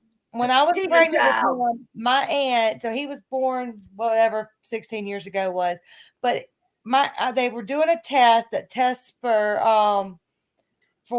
the Down, but it also now tests for spina bifida. And I was talking to my aunt, and obviously I've known her my whole life. She, my dad's little sister. And I was like, well, I'm not gonna get that test. I don't have any of that in my history. She's like, what are you talking about? You don't have it in family history. I said, I don't have anybody in the family with Down. I don't have anybody in the family with spina Down- bifida. I don't even know what that is. Down She as said- in Down syndrome. Yes. We used to be able to look at somebody and tell that. No, when I was pregnant. Oh. And Okay. so, anyways, Sorry, man. she goes, what do you mean you don't have spina bifida in your family? I'm like, well, I don't know anybody with spina bifida. She goes, what do you think I have? I was like, what do you mean that you have? This is my aunt that I grew up with that was on crutches, that couldn't walk on her own, that wore diapers my whole life. I knew her. Had no clue what she had because she was just my Aunt Sharon. That's it. We see And- people.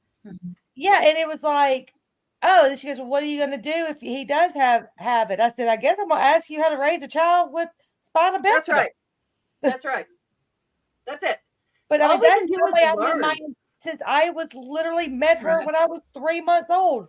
Never, and I'm in my, however old I was at that time, never knew she had spina bifida. Well, I mean, that's like most of you all, except little Miss Priss, that is going to come next year if I have to kidnap her, have met Zach. And, he has a traumatic brain injury. Now, to some people, that means mentally challenged. Because some people do get that far with it. To other Sorry, I people, dropped in on it. it means constant headaches. To other people, it means short-term memory loss. I mean, there's lots of, but you'd never know it. You know how With I them. know? Huh? You know how I know about it? You say what I think you're going to say, and I'm going to whoop that ass. I'm good. He married me. Well, here's the thing. He knew me long before that. So, but seriously, it's a diagnosis. It is not a jail sentence, and it's not a limitation. Any diagnosis is not a limitation. It's like Anthony was saying. Can you watch what? What? Watch what? Oh, Chris, what are we watching? You getting? I think he wants to watch you whoop that ass. Okay, yeah, you're getting okay. Gotcha. But the only limitations are really what we put on people. Like Anthony said, they told him he was nonverbal. They told him he was high on the spectrum. He had a support system that helped him. If Andrew would have had a support system that helped him, he would be very high functioning right now. He's not. He is not. The system failed him. His parents failed him. Oh, Chantel. Been a while since I've seen you. When we Same got here. him at 17, just 16, barely 17. Yeah. There's not a lot we could do. That's many years right there that he lost out on. Oh, He Chris. did. He really did. He could have had. He did. And my daughter, which is the reason I brought up, would you rather somebody ask you Yes. or walk away? My daughter, I was 17 when I had her. Little blonde hair, blue eyed, little angel. My friends were very, very sparse. I mean, we had my best friend was a big black dude. Big dude. He looked like Fat Albert. Huge. I hadn't thought about And, that. Albert, whatever. He was over at the house quite often. My daughter started to talk, and I want to say she was 2 or 3. He was sitting in the car in the back with her, and we were going somewhere. And she looked over at him, and she went and started rubbing his skin. And I knew what she was doing, and I wanted to die right there. I get that too. And I looked at him, if it had been a stranger, it would have been worse. But I looked at him And he goes, no, don't say a word. Don't say a word. And he just let her do it. And he goes, what are you doing? And I'm like, and he says, she goes, got dirt on you. And he said, sweetheart, I've been trying to get this dirt off me for 16 years. He was 16 at the time. Oh, jeez. I was like, oh, I like the we're way going to he have handled talk. it. I like the Yeah. way he handled it though. Mhm. Yeah. And another time she was in the grocery store about that same age. And there was a lady in a wheelchair. And I think she had a trach. Anyway, she looked a little different. And my daughter kept staring at her and I'm pulling her, going, come on. And trying not to show the lady that I'm pulling her. And she goes, no. Bring her here. Bring her here. I'm like, oh, holy hell. And so I took her over there. I said, I'm sorry. I'm sorry. She goes, no, don't be sorry. Look, she picked her up, put her in her lap. She goes, what's wrong, baby? She goes, I don't know. What's that? Pointing at her throat. And so she explained to her what happened at 2 or 3 years old. I'm like, she should not have to do this. This is not something that should have to happen. This should be taught at home. But she did.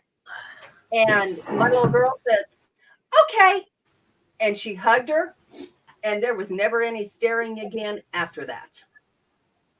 So, you know, I guess it depends on the person's personality. But honestly, how would you rather have that handled? See, like when it comes to that type of situation, I really wish I could say the same again when I was having my issues at school. When it came to certain individuals, it just never was solved, unfortunately. Well, right. In school, kids are mean. There's no doubt. Well, no, it's even worse when it's worse though when it's staff members, because you know I had more issues with staff members than I did with other kids. Okay, yeah, that's an issue. Yeah. Because I told you guys about it before, like countless times, and it just, to me, I guess really the best way I could describe it, it was basically the out of control behavior of somebody in their early, like starting with one person, you know, and from a young person too, in her early to mid 20s, with this outlandish power beliefs and that kind of thing. And at the age I'm at now, living with those scars now for the rest of my life, I believe, unfortunately, that there's still people out there that still are kind of carrying on that tradition. If I had some kind of message basically to say for those who are just getting started with that, I would tell them with every ounce of what I have against it, because it's not going to lead those kids, especially those who have mental disabilities, anywhere. I mean, it might lead some of these kids to certain paths that they're never going to be able to return from, because this is how they were taught. It might even lead them to places to where I almost ended up at. So, as an adult, if you were switched places, or as an adult, you walked into the situation that had scarred you, and you were watching it from the outside, it happened to another child, and you walked into that same situation, what would you tell that child? See, that's actually funny you bring that up, because I actually, not that I've had the experience, but to this day, and this is kind of like a similar form of PTSD for myself, after with what I've gone through, to this day. Oh, you definitely have it from that. Yeah, well, to this day, I still get recurring nightmares of what happened, in which I view my younger self in that situation. And every time I try to go in to try to stop and save them, I often would get there too late. So it's kind of hard to say what I would say to that kid, you know, if I actually witnessed this in reality. Of course, I'm not going to stand there and let it happen. I don't care if it's somebody else's kid or not. I'm not going to see another kid basically share my fate when I was growing up. Okay, so let's turn it around. Let's turn it around. What has it taught you, and how has it made you a better person? Because out of everything bad something good comes out of it. It does. It really. And for many years, I didn't think that at all. I mean, there were times that I really thought I was going to be going down a dark path, because we hear all the time that, kids who are bullied or are being abused, regardless whether they have a learned disability or not, you always hear that they're more likely to drop out of school, 10 times more likely to commit crimes and illegal activity, 20 times more likely to end up in prison, and 50 to 100% more likely to become more likely to become addicted to drugs. So, Absolutely. and I definitely had a lot of dark thoughts growing up, even when I was just beginning my early days of studying the paranormal. And looking back into that, as crazy as it's going to sound, I cannot really fault myself for even having those negative thoughts, because there was a lot of times when I was growing up, I didn't think I was going to have a normal, positive life, and I wasn't going to make it. Life really had to prove me wrong, to give. So it's even still amazing to me, even at my age to this day, that I somehow managed to get a second chance in life. So I'm not. No, you gave yourself a second chance. You didn't get it. You made it. Yeah, that's probably a better way to describe it. So as far as now, honestly, it's kind of hard to really say exactly what the right words would be. Can I say something? Yeah, go ahead, Nikki. I think you're one of the most amazing people I've ever met. Exactly. I would agree with that. Yep. So that's why I asked, what would you tell your younger self? Because you have overcome all that. Yes, you still have PTSD, and it got brought back with that one message. But and Nick, look how much light you bring into everyone that surrounds you, into their lives. I know I always hear that a lot, and I definitely do believe that. Yep, absolutely. So now you have a purpose, and that purpose changes every day. Yeah. It changes who you're around.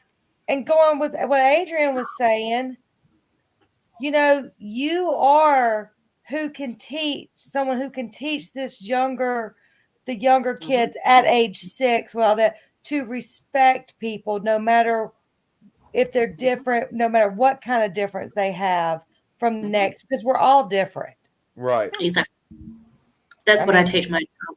I'm like, everyone's different, everyone's unique, and everyone has a purpose to be here, and you treat everyone with dignity and respect, and if you can't, then there's an issue. Yeah, exactly. I mean, autism, any other diagnosis you could have in life, this isn't new. No. This isn't new. Yeah. The diagnosis might be new, or it may have changed. The verbiage is new. Right. What they used to call, I don't remember what they used to call them way back in the day, but when I was really young, they would call them retarded. Then they changed to mentally challenged. Then they changed to each diagnosis. These things have never changed. They have always been people. They have always been in our world, and they have always made a difference in this world. So, just like, okay, yeah, I ran into a TikTok today.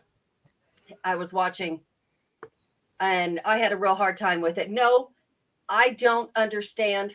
I understand. I cannot get on that level of non-binary. I understand the pronouns. I understand that part of it. Because if you're shifting or whatever it is you're doing, I understand that part of it. I don't understand identifying as they, them, or whatever it is. And that's not my place to understand, but it is my place to respect whatever it is they want to do. The only thing that confuses me is just English class. Calling someone a they when they and this lady, she was a her, because they had asked her pronouns. She said she, her, and she was born a she. But so many people came in there, and if you don't like what you see, scroll the hell out. Oh my gosh, please. Don't have to say anything. Scroll the hell out. Yeah. I was Oh. watching her. She's beautiful, absolutely beautiful young lady. She didn't shave her armpits, so everybody had to comment on that. Who says you have to? Who says that that is I something? still want to kill the first person who ever decided that women should wear makeup. I don't. Oh, she Have wore you makeup, asked? and she was absolutely a beautiful 23-year-old woman. Absolutely beautiful. She was wearing a collar, like a choke collar, like a dome collar I know what you're talking about. Yeah. that had a rainbow heart. Absolutely beautiful. And then she was wearing a top that was, she called it a tankini, whatever it is. It's a bra. And it had a heart on it. It was absolutely cute. She was more covered than most people I see in Walmart. But, Right. and she was answering questions. And I thought that was amazing. Mhm. But people were berating her with, you need God, go to church. You worship the devil. And her story was she had a fiance who was a female, Mhm. and then she had a girlfriend, which is kind of a twist on Mhm. sister wives or whatever it is. Who cares who Mhm. she is in bed with? It's Exactly. not our problem. We're not there. Who cares? Right. She is a decent human. And people could not shut the hell up. And Mhm. she stayed there and answered their questions. But you know, in the background, that had to hurt her. I mean, yes, she's out there trying to show people she's a good person. And, you know, regardless of what she's got going on, she's a good person. And answer questions for that group of people. And they kept doing that. I finally said a few things and had to leave because I was, yeah. Mum and I Dad don't came in. understand the hate. I just don't. I don't get it either. No. There Are are- they hurting you? Are they sleeping with you? Are they cheating on you? No. Okay, then Are mind they your in your business. house? No. Then mind your business. Then move on.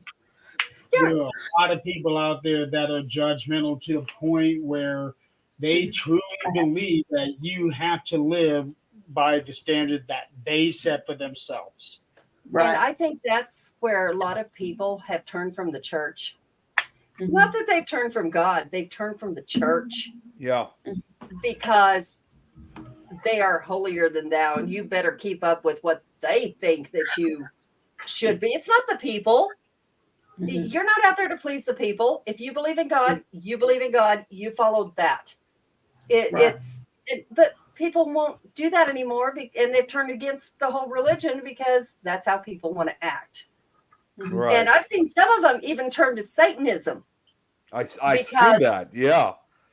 Well, and no, I'm not. But I Mhm. did my college thesis on Satanism. Number one, I did is the shock factor, but I learned a lot. I learned that what they see as Satanism is not who we know as Satan. And even if it is, it's about being true to yourself. And it's about it's still about being okay to other people. Mhm. Killing is not part of that. You know, it's the same thing. They don't see him as bad as like Christians do. It's more about yourself. Mhm.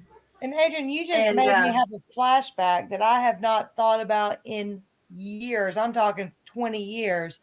Back when I was in middle school, there was this kid. I don't know what he had. There was this kid, and it kind of, I wish people would have been a lot nicer than Nick because of this, but there was this kid. He was in an electric wheelchair. He couldn't move, like his only could move his head. He had something. I don't know what it was, but all in junior high, we were friends. I would take him if he couldn't, you know, I'd do whatever he needed. You know, we were friends. Whatever Yeah. he had ended up, he passed away in junior high. Oh, And I'll never forget, I went Jeez. to his funeral. His mom pulled me aside 'cause I was like one of the only kids there. His mom pulled me aside and she just started crying. Thanking. We didn't hang out of school. I mean, I was a softball girl. That softball was my life.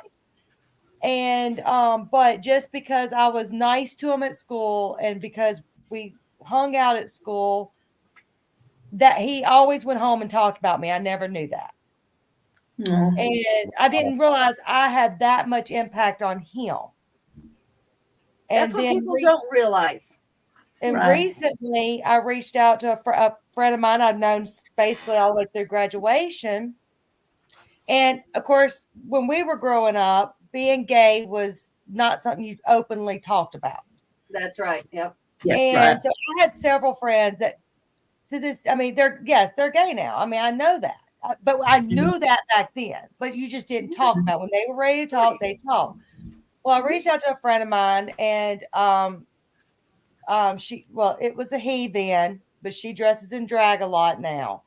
Mhm. And and we were talking and he said that he only had a handful of friends his whole life, me being one of them. And he said, why? I said, because no matter what you were behind closed doors, you were always true to yourself. Right. He Human. he was the flamboyant back then. Okay. That was unheard of back in the 80s and That 90s. would have attracted me to him just because I like Exactly. different. I'm like, he is cool. He doesn't care. It hurt because even his family kind of disowned him. Sure. Mhm. But I mean, but just knowing when you have that kind of impact later in life on people, That's right. it Mhm. means so much. It does. And think about the impact. If that had that much impact, think about the impact that and all of us have been nasty at one point in life. Yeah. And we can remember that being just a jackass. Mhm. And Mhm. I remember when I did it. And when you have that impact on someone, they remember that. And most of us don't remember. And I remember mine, but how many others did I do that I don't remember that they Right. still do? And I think that's why even now I joke hard with people. I really do. I know I joke hard. I am not a serious person. There's enough out there like what Jeremy's dealing with, what Nick's dealing with, That's right. that needs to be, serious. But that I'm the comic relief a lot of times in things. And I know that about myself. But I mean, like one of my best high school girlfriends, she came out to me and a friend of ours saying that she was a lesbian. You know what my first response to her was? We used to have sleepovers all the time. I was like, did you have a crush on me? She said, well, no. Well, then I'm like, wait a second, why not? Right. Yeah. Right. I mean, yeah. It's I think a lot of us, and I think a lot of other people do too, but they are taught to, I think human nature is to empathize with people. It is to, that's our first nature. But then somehow we're taught to either be condescending, which is the way I come across a lot. And No. I absolutely shut No. up. What?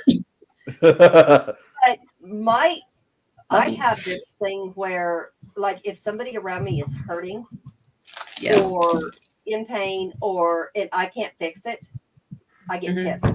I mean, like, You're like me. pissed off. And it comes across as I don't give a shit.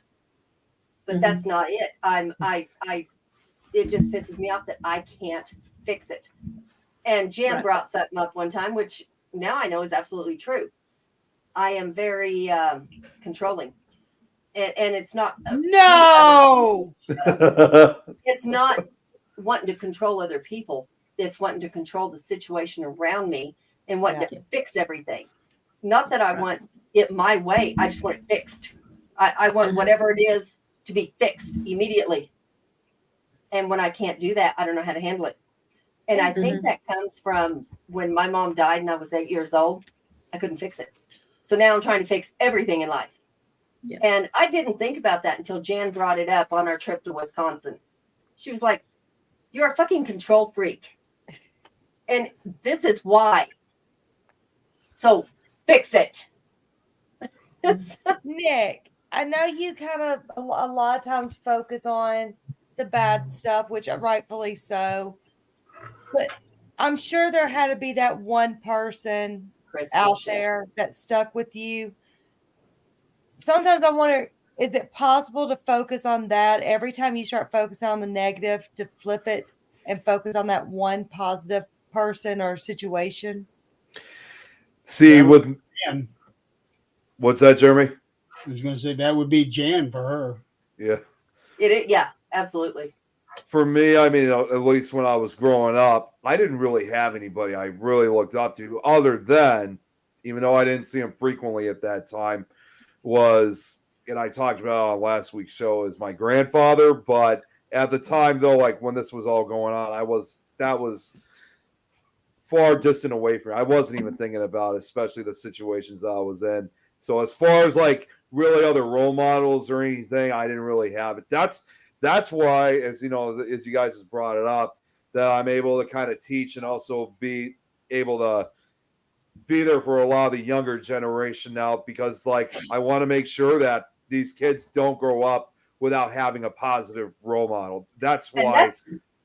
exactly. That's why I basically want to give them the life I didn't have. Because if I had a real role model while I was growing up, I would never be scarred like this. We have to, well, yes, you would, because even your role model, which at the time would have been your grandpa, could not be there in the situation when it happened. Yeah. There was no possible way he could have been there. He could be there after you got home, but Yeah. he couldn't have been there in the moment. So No, you he had couldn't. to handle that moment by yourself. And then when you got home, be able to handle it mentally. But there's two kinds of people. One is exactly what you're doing, wanting to give someone else what you didn't have. And then there's another kind of person that wants to have everybody feel what they felt when they were in that situation. Yeah. That's the two people in this life. That's the two personalities. See, and I also had said this, and I probably might have said this a long time ago, but you know, at still kind of a young age I'm at. I mean, will I ever have my own kids? I'm not entirely sure, but I already have planned this out, you know, telling myself this, that unlike with what I went through, that if I ever had my own kids and, you know, there was a particular interest or something that they liked, or, you know, whatever the case is, bottom line is I would never, ever push them or force them into doing something that they didn't want to do.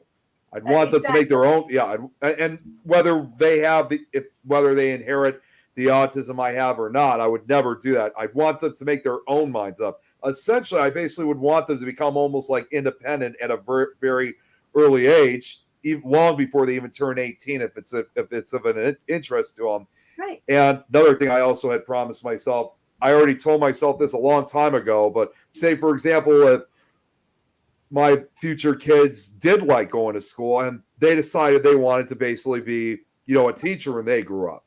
I already told myself this a long time ago, and I plan on telling them this in case if I ever do have any kids, saying, look, if you guys like getting involved in all this school and educational stuff, I have no issues at all with you guys getting involved with it, but it's not something that I can do because I really don't know if I believe in the school educational system or not even today.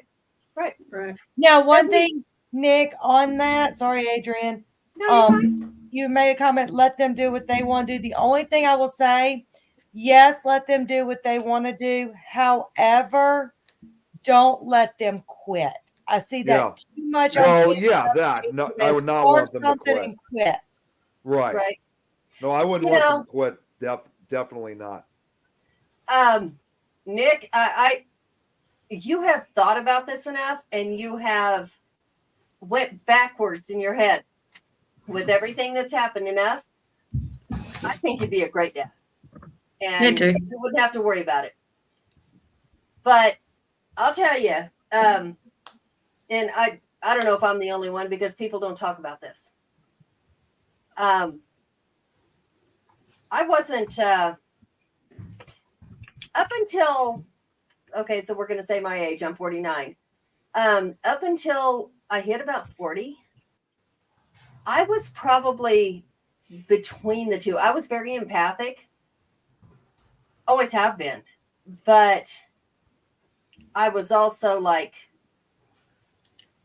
okay, every once in a while, poke the see how bear. far I can get. It was about the age of 40 where I was like, you know what? That's not the impact you want to make in life. And that's not how you want to be remembered in life. And yeah, absolutely. It'll come out once in a while when somebody is doing something wrong to someone, or, I'm usually very passive and just like, whatever, let them live their life. I don't give a shit. But when they're affecting somebody I care about, we're going to have a problem. And it's going to be a big problem. I think Jeremy's seen it a few times. Nick has seen it a few times. I'm not very nice about it at all. But, in the end, that's not how you want to be remembered. But you also don't want to be remembered as, after about 40 years old, you start thinking, how do you want to be remembered? Because you're on the downside of life. You have more years behind you than you have ahead of you. So you start thinking about, yeah, you damn straight. But, until, which is funny, she pops on. It does take having a circle around you that can say, bitch, you need to stop. Or let's look at this a different way. Or, something. It does take somebody being around you to intercede your thoughts and make you look at things a different way. Mm-hmm. Or to talk about why you're feeling the way you're feeling. It may not be a therapist. It just might be a friend who is willing to say, I don't give a shit if you're mad at me or not. But I'm going to tell you how you're coming across. Mhm. And I'm going to tell you why you're coming across this way, because they can see it from the outside. Now, if that friend's willing to listen and take it in, it's going to help. If they have good intentions. Right. But you really have to have someone in life that's willing to do that. Whether it's a parent, whether it's a friend, whether it's, sometimes a stranger coming in going, the fuck? You're being stupid. And makes you look at your life a different way. But, if you want to be a good person, you listen. If you know they have good intentions. Exactly. There you go. Thank you, Jan. There's not too many people I'll listen to immediately. But I listen and I'll argue for the minute. And then when I walk away, I'll think about what was said and go, you know what? Maybe they're right. Then I'll come back and talk about it. My first reaction is to argue. Or say, nope, that's not why. 45 So, minutes. I do think there is a time. 45 minutes, okay. Hey I guys, think there is a time that we I'm start really- looking at our lives and change. I'm sorry. No, I really you're Eileen has to enjoyed go. the serious conversation. I'm just have to go. I've got an early morning. Tomorrow's my last day for a week at the property. Hey, I'm gonna be gone for a week. So next week when y'all are on, I will be in full costume. Hopefully the costume works out. So I will try Is to that log next in. week? Holy Yeah. shit. I So, would. Don't forget, though. I get you get an early shift, but you're only 24. Come on now. Right? Yeah, so tomorrow, and then I'm off on Halloween. So I have I have to do my closeout, everything for a week and a day. I've got to do tomorrow before I get off work at 5. So Yeah, I've argued with Jesse too. all right. I love y'all. I love Good you night, too. Eileen. All Take right. care.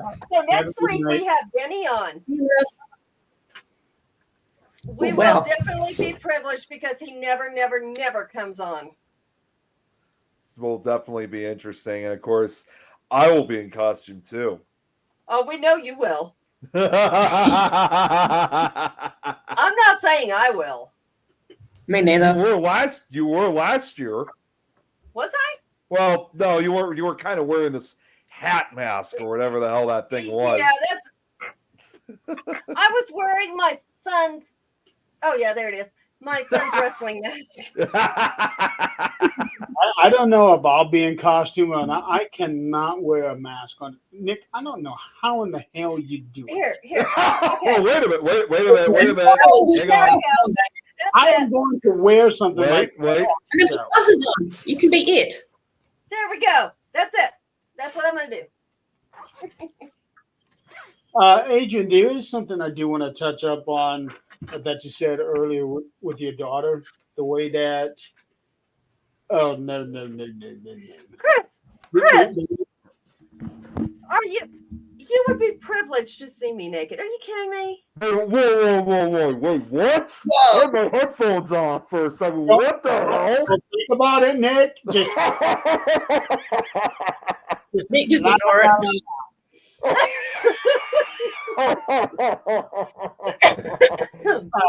That's a different show. Anyway, what, Jeremy? there is something I do want to touch on that you were talking about with what your daughter was doing earlier, and I am going to be completely honest. I don't know how I would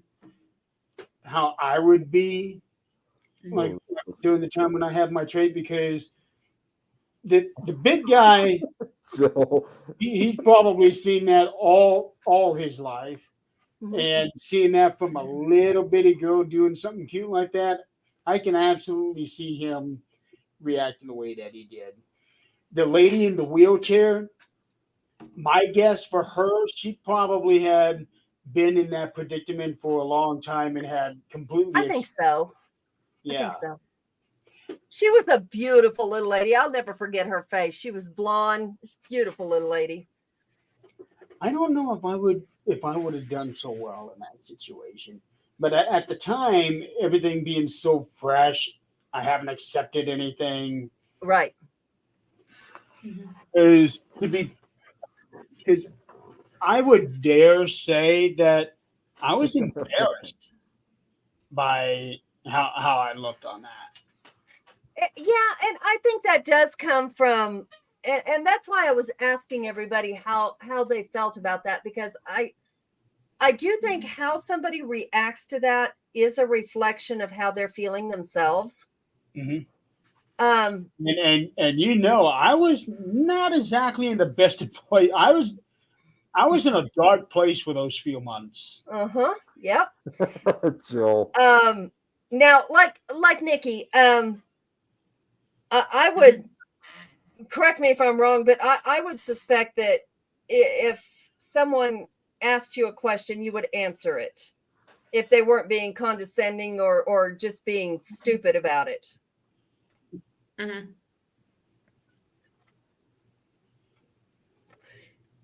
So I But didn't hear any it of just that. really depends. Yeah. It depends on the individual, I guess, because I've had scenarios where I've gone shopping with my daughter, and the way she would communicate is by doing it in different tones. And people will come up to me, why is your child making those tones? Why is she yelling at you? And she'll get in like personal space. And I'm like, dude, can you please step back from my, and it'll be people that will be in the older generation. I'm like, can you please step away from my child? My child has autism. She's having a moment. She needs personal space. Can you back off? Right. But yeah, I mean, that's completely different. Them coming interjecting than just, trying to understand.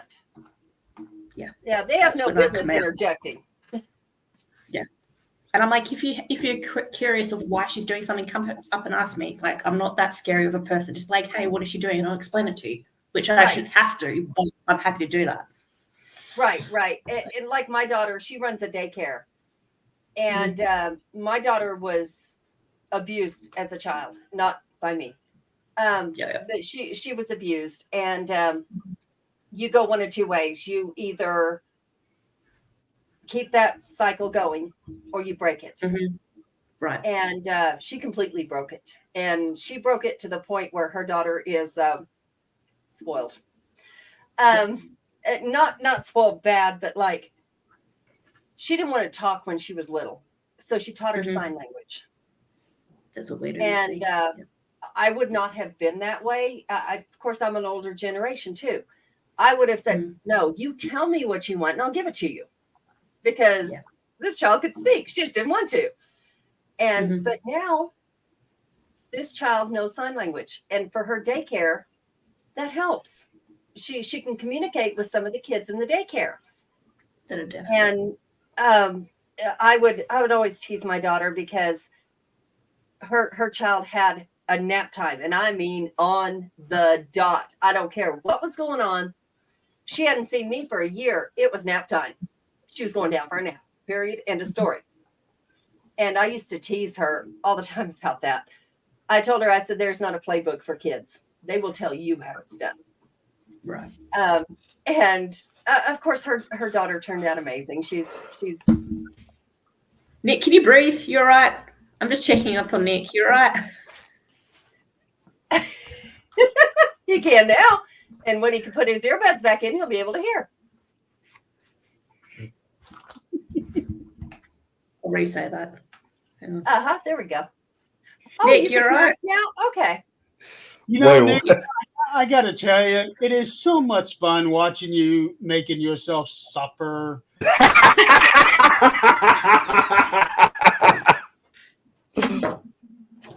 Jeremy, do you use these at all? Yeah, hold on. Oh, I remember those. Yeah. Yeah, that's very similar to what we have called a peck board here. Yep. We actually have something like that for Angelia at ABA. It's not detailed like that, but it's like one is she needs to go to the bathroom. One is she wants to drink, food, hang out. It's like 5 or 6 different things. Yeah, we've got Does your child use them? And so do I'll well with them? point. So with this one that I'm going to hold up, Nick, can you Yeah. do magic? Right. So with this one, you can actually pull it apart. So if she wants it, I'll be like, okay, you want Omar, and then I'll get her to put it back because also with the self. Okay. Oh, that's pretty impressive. And then if she like wants to go to school, I'll be like, hey, there's school, put it back on, and stuff like that. So we've Sounds got like this one. very strong Velcro. Yeah, I was Yeah, gonna say I've it's never on there. seen one with. It ain't gonna come off. I was gonna say I've never seen it with Velcro before. Yeah, so we've got that. That's actually a really, really good idea. In Yeah. fact, It is. It is. Nikki, can you send me something? Yeah. Oh wait, sorry. Or maybe where that came Oh. from. Can you send me something like that? Yeah, Maybe sure. I can be able to forward that to the people at ABA because I'll give they you- might be able to use that for Angelia and for the other kids that are there.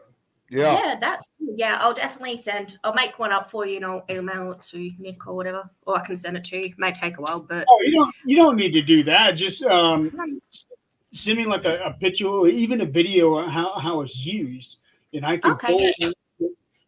forward that to the people at the ABA and see what they think because I know That'd that be they have awesome. something similar to that. Yeah. Oh, that would be Yeah. fantastic. It's a good thing, but it's only got 5 or 6 things on it. But oh, cool. that I really like that. So do I. And I've never seen one with Velcro before, so that's really And impressive. Yeah. So what does that mean? If You know what? she takes it, I'm if ready. she puts it on, then she wants to? So say, And something like that can also help out with coordination. Oh, Yeah. Right. yeah, Because definitely. also you can have ones that have photos. So that one's the photo of her therapist, what she looks like. Hey Emma. So say if she wants that, I'll put it down. And then she's only been doing the therapist one lately. She'll grab it and she'll be like, and I'm like, okay, so what therapist? And then she'll come over and then we're constantly, because it's got that pulling effect. So yeah, coordination. Nick, you can take me off to not big Yeah, one now. I was just about to. I was only waiting because I thought you were going to present more of them, but that's just No, that's really cool. Yeah, so I love Jan that. has one too. I didn't know that. And you got colors and stuff. And you can do it for your individual child or adult. So it's for their needs. Also, we've got a pet device, which is very similar to that, but with hers. Next time I'm live, I'll keep it. Hers is, there's 5 words. And what you do is you press it or you just get her to hit it and it'll actually talk. So it'll say a word. So it'll be like, okay, Vera wants more. And then she'll tap it and then it'll say the word more. So then at least you can kind of hear the word, but then also see the word. So hopefully she'll start talking. But she's been doing a few sign words, which is Well, that. either way, that's fascinating because at least you guys have a way of kind of understanding what she's trying to say then. Yeah. So, because with her, mostly if she wants an object, so say there'll like be a bottle of water, she'll tap the water and then I'll be like, Vera wants more. And then she'll tap it. I'm like, okay, you want more. And then I kind of give it to her. So, yeah, in a way, that's how she communicates by tap at the moment. Jan says, I love pets. I made them just like that. I used our actual things in home and took pictures to help with the grocery shopping too. That'd be cool if maybe you could send something like that to Jeremy. Jeremy, But also, I sent you a picture.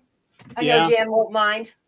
She talked about her 230-pound 14-year-old boy. That's a Yeah. picture of him. That is my favorite picture in the world of him because I have that same shirt. no. Okay, so you want me to? Yeah, show it. Okay. That's my boy. I got to say, by the way, because I remember when I was really young, while he's sharing it, we used pet boards a few times when I was younger. And I often wonder how long those have been around for. And I just looked it up. They were first introduced back in 1985. So they've been around for 40 Really? years. It's fascinating knowing that. Oh, wow. Check it out. Isn't he a handsome little Wow. Yeah, he is. Aw. Let's make a panda. Yeah. That was okay. Correct me if I'm wrong, Jen. That was his first day of school that he went to school with that shirt.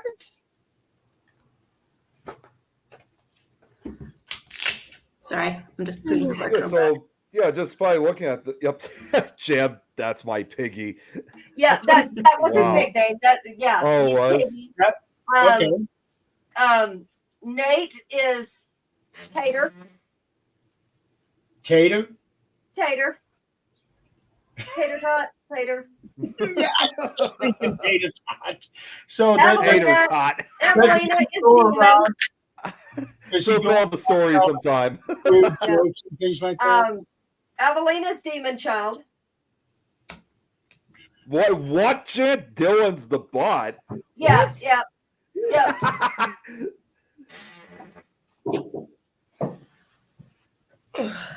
But yeah, she's just started to do the words. So Yeah, but those. She has some strange nicknames for every one of those kids. Yeah, Oh my yeah. God. So, Yep. See, Derek is. we're Google checking it. there. We go. I call mine Strange, Poochie. yes, but Demon Child is pretty straightforward. Yeah. Have you seen her? On video. Oh no, yeah, yeah. She's my angel, but she's Mama's demon. Oh, are you talking about Avi? Uh-huh. Oh, you know what? Actually, I can relate. Oh, I got the audio. Jan sent me an audio of her laughing, and I got to say that scared the hell out of me. That was Oh. a creepy laugh. It When was. she Yeah, talks to me, she'll go. like I actually was considering at one point, and well, I guess I'm gonna have to Have a spoil it. Luna. I guess I'm gonna have to spoil it for Jan, but like when I offered Jan to be part of this audiobook project, she wanted to include Avi involved, like in a way. Oh yeah, Although, yeah. well, see, by the way, I got to talk to both of you guys about the stories because there's only really just a few left because you guys are going to wait until the majority of them were taken. But Jan, she sent me an audio clip of Avi's laugh, and I'll be honest with you, I almost considered, even though there was no reading involved, because just like I did last year, I made a trailer for the first book. I thought about I wanted to make one for the third, and I almost considered about adding that laugh like at the very end, just to creep the would. hell out of people. No, you need to put that laugh and do it as a hollow and hollow that laugh and put it in a story that involves kids. I do have a few of them. Oh, when she'll talk to me, she'll go, I'll never forget that time that she demonstrated that to us. That freaked me out. And I was so hoping to get it on video of her chasing me out of the cornfield. I thought I was going to be the cameraman for that one. Yeah, I really wanted to do that, and she did not bring her. I was ready. I had the camera ready. You know, like I was I like, know you I was did. like, all right, as soon as she shows up, let's get to the cornfields. Yeah, I wanted so bad to run out of a cornfield and have her come. I can already picture it right now. oh, you'd be really running for your life because this child can get scary when she wants to. Yeah. I'm sure. I mean, it's just crazy to think too. Like even when I got freaked out by that team, I've even said this. Like, it's crazy to think I had somebody who literally was like half my age, and hard to believe that she could actually freak me out. Oh my God! Oh, can you imagine And what happened? that's a good idea. I'm going Chris. to tell you. We could have had Abby screaming out Outlander as she was chasing. No, I'm going to tell you. I don't know if you all saw the post today that I posted about the dream I had last night. The only thing that I saw was numbers. Okay, the numbers. The numbers Yeah, is what's the one that important. I commented on. Yeah, that the one you're that's what's important. So, the first thing when something happens, actually, Denny brought me the first part of that, and then I had a dream about it all night. But those numbers, when I said that to Jan, she goes, "What?" And she sent me a picture. Avelina has been drawing those numbers for the last 2 days. Really?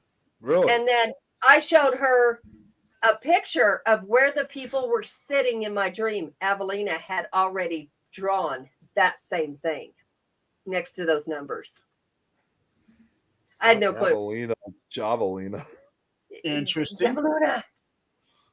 But no, this child is more in tune with spirit, with ancient Indians, with anything than we can ever try to be.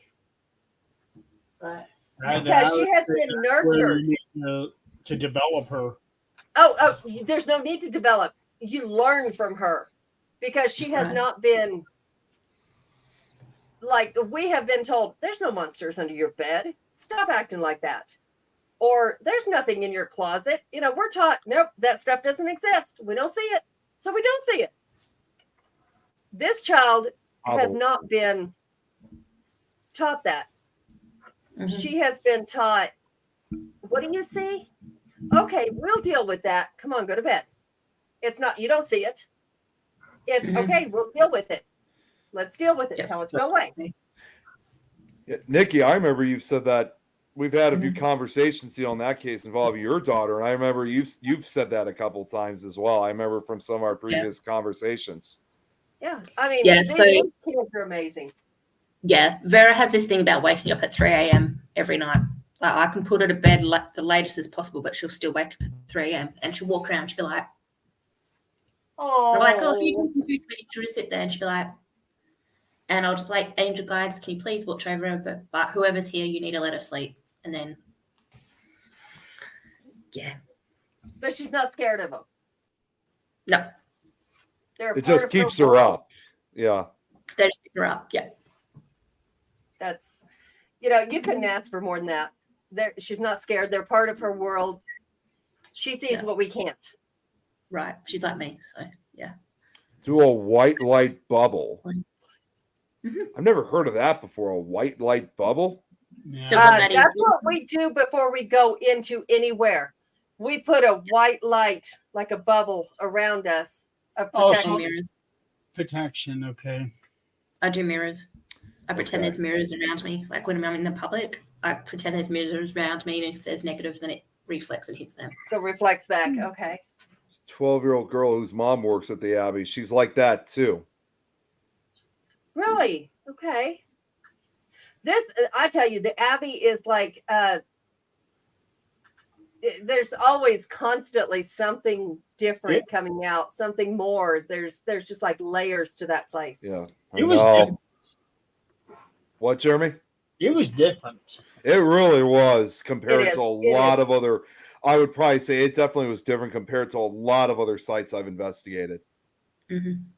Yeah, it's not just Will always go back. that building, but it's not just that building. Oh no, it's like the land entirely. Yeah, just like when Jan and I were chasing something in the nun's house. Yep. Yeah. Taught people to do this when they And- ask me for help in some darker problems. The And white it- light Right. bubble. Wasn't for that Right. flower pot, your camera would have caught the door shut or open. If it wasn't for that flower pot. Yep. Yep. Yeah. Well, I already And know. we won't make that. Well, shit. No, my cameras wouldn't have caught nothing because they didn't record a damn thing. Been there, done that. Not Pull it, one clean it up, forget to turn it thing. on, do an investigation. You're like, really? Damn flower pot. It Yeah. said it's there. You go to click it. There's nothing there. Nothing. You know, well, even if we didn't capture it, I mean, I know we already had said this numerous times already since we left. I know we'll be back. So maybe next time we'll have a better chance of maybe getting something without that flower pot being in the way. We will So definitely what's this know flower pot thing? what not to do. What, Nikki? So what happened? Tell me, flower pot. What's with this flower pot? We were at the sister house where the nuns stayed in this abbey, Mhm. and we had it set up there because they said it's haunted and hardly anybody's ever investigated there except the people that work there and the closest people there. So we had my setup. Jeremy set it up all the way through there, had it recording. It's done. Mhm. It didn't have sound, but it had recording. Yeah. Had a picture. You get show. home, and Zach accidentally hit delete on my body cam. So, Oh man. and then the other one, he got ready to do it, and he's texting Jeremy, going, "Hey, this isn't working. It shows right here." He sent him a picture of it. Goes, "Look, it says it's right here." You click it, says no recording.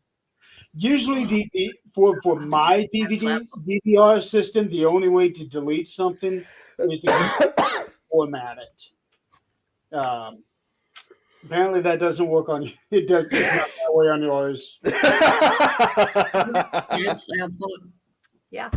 Yeah. Griff, No, I'd been love to there. have you. When we go, I will definitely let you know. Yeah, well, how's he Thank going to be able? If we have to be back on the show, me and Jeremy, how's he going to do that without scaring the hell out of me on the show? Well, that's the whole point of inviting him so that he doesn't do the jump scares. But See? no. But I could imagine. remember this, Nick. He may not be online to do the jump scares, but that does not mean he's not going to be hiding behind a corner waiting for you to come out. Oh no! At that point, no. At that point, it's our turn to scare him. Yeah. I can finally retaliate in that case. That's right. Well, Oh, he's got Twitch on his phone. No. that's Aw. okay. You can retaliate, but you have to be a little more protected next time before you can retaliate. Yeah. Nikki, Yeah, you that- should see these guys get scared. I'll get him. It's more Like, me. there's this big computer screen in front of you. We're talking to Dennis, who Dennis, is yeah. actually the tour guide, but he knows all the history. He's awesome, and he has an actual rapport with all the spirits there. Oh, wow. And so he's not scared of nothing. He'll go down in that basement. You smell something, you saw something, I'm going down there. Oh, cool. Okay. But I we're still interviewing, don't and have he that. does this, and it comes on screen while you're trying to talk, scares the shit out of you. I still do not make that clip when Dennis said, when he said that he was going to cut out and send to me. Well, in Dennis's defense, he's been sick, so now hopefully he'll get shit done. Oh yeah, that's right. I forgot about him. Yeah, Dennis. he's been sick. No. I think he's better now, though. That's- Nick, I'm doing my first night investigation tomorrow. Oh, you do? Where at? Pioneer Cemetery in Kenwick in Perth. Oh, nice. And it's ranked number 2 location in Janice WA. Lynn. Sorry, what was that? It's ranked Love the you. second hauntest place in Perth. Oh, wow. That's got I've done day ones, but not night. Yeah. Oh, so it'll be the first one night for you. That's awesome. Yeah. During the day, they were quite active and stuff. So, Here's one I night. love you. Go to sleep. Night, Jan. okay. Try Uh, not to let me try not to let me get in your dreams and scare the shit out of you. Oh boy. Oh boy. she's gonna be the possibly the new modern day real Freddy Krueger in that case. Oh, it takes more than that. It has to be reality to scare her. Well, here's the thing. Jan might be able to pull you into her dream and then scare you so bad that you wake up screaming.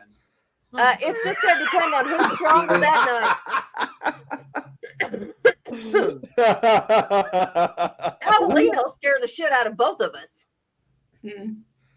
She scared. I told you, she scared me when again Jan gave that demonstration and the laugh.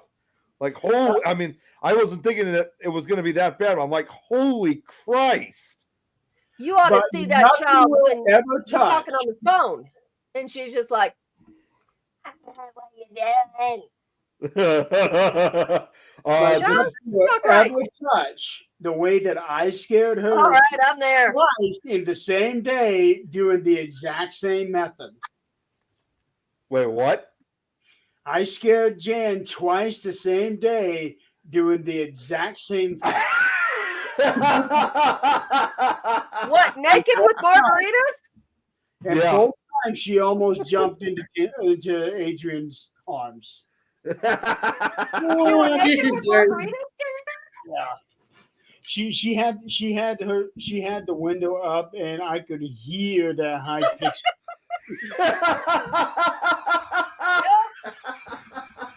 At Walmart. I remember that. No, you scared me more than 3 times, Chris. I know it was more than 3 times. Yeah, it was definitely more than 3 times. Scared me twice that I know of. Huh? Oh, It scared me twice that I know of when I came in there, and I was just in there a short time. guys, I just got I don't know if you saw the private message on Nikki. Unfortunately, has to go. Well, All we right, sweetheart. Good night. Thanks, We Good Ellen. having need- you on as always. good Let night. us know how tomorrow night goes. It'll be live on Facebook, hopefully, if I actually press live. Okay. Yes, Jeremy? We need to end the show. We've been on for 2.5 hours. We now. do. We do. Do you know what? It's been a good show, though. I mean, like what we've been talking It has. about. Let's be honest. Thank Well, you. Love you. Tonight Take care, Nikki. we talked about a topic that so sorely needs talked about. Yeah. Yeah. We did. And I didn't think we were going to Can't talk leave. for that long. I didn't think we were going to talk. I was thinking 20 minutes top. I was thinking the No same thing idea too. I what thought the whole night. I thought we'd only talk about it for 20 minutes, then switch to another subject. But that was definitely not the case. Good night, Denny. We always do. Good night. And since Denny is here, Denny is going to be our special guest next week. So, happy Halloween. Yep. Right. Well, it's still almost 2 weeks before the actual day of Close Halloween. enough. Close enough. Our Halloween. It is our Halloween because we're not going to have another show until after that Halloween. So Yeah. that's our Halloween episode. Well, if you kind of think about it, you know what? Even though it's not going to be on Halloween, the week after, the Thursday after Halloween is what I would always consider the real final day of the season because it's on November 2nd. Because you got Right. All Saints and Souls Day, so we may not be on Halloween, but we will be on All Souls Day. And that's actually my brother's birthday. Oh, is that right? Yep. Yeah, well, it's right at the end of the season, so we'll be on 2 more times Yeah, for this. I get to text him like I do every other year, and say happy birthday, old man. Yeah, and Yeah. I gotta get up early in the morning too. But before I go to bed tonight, I need to pull everything out and get ready for the Para Unity convention, which is Saturday night in Peru, Indiana. And a whole bunch of us are going out there tomorrow night to do the setup, and I'm taking everything with me to unload. Hey, Jill. I don't want to deal with the unloading on Saturday morning. I really I don't wish I blame could. I really wish I could go to Para Unity. I really, really No, do. you need to get your shit set up before that. Get your shit done so you're not pissy. Tell me, wait, are you telling me that? I thought you Yeah, told that to sure, yeah. Jeremy. No, I got my shit together. Chris, most- no, not para nudity. I'm in. Let's do it. Actually, believe it or not, I used to have a teammate that would pronounce it that way because he couldn't pronounce Para Unity correct. Oh, wow. I mean, I don't know how you could get away That's with saying. embarrassing. Yeah, well, I'm trying, Adrian. It's just that, if I had another way to get out there, I definitely would have gotten out there immediately. Yep. So, and also next weekend will be the 2-year anniversary of the thing. yes, I was hoping I'd get my video filmed last night, but unfortunately, because Don's actually going to be helping me out with getting my Scary Stories host segments. Unfortunately, he had to cancel out the last minute. Well, it's because of work. He had to get up like 3 a.m. this morning. Right, So we are rescheduling to Saturday instead. So I'll get that sent to you hopefully by Sunday, Jeremy. I've been getting That's a bunch okay, of Chris. videos. I've been I'd getting go a bunch of topless too. videos That's my these best last feature. couple days. What, Jeremy? I've been getting a bunch of videos these last couple of days. Oh, that's great. That's awesome. Want me naked So with a you want me burrito? naked with a What? burrito? Sure. Let's do it. Chris, I'll go topless with you. That's my best feature.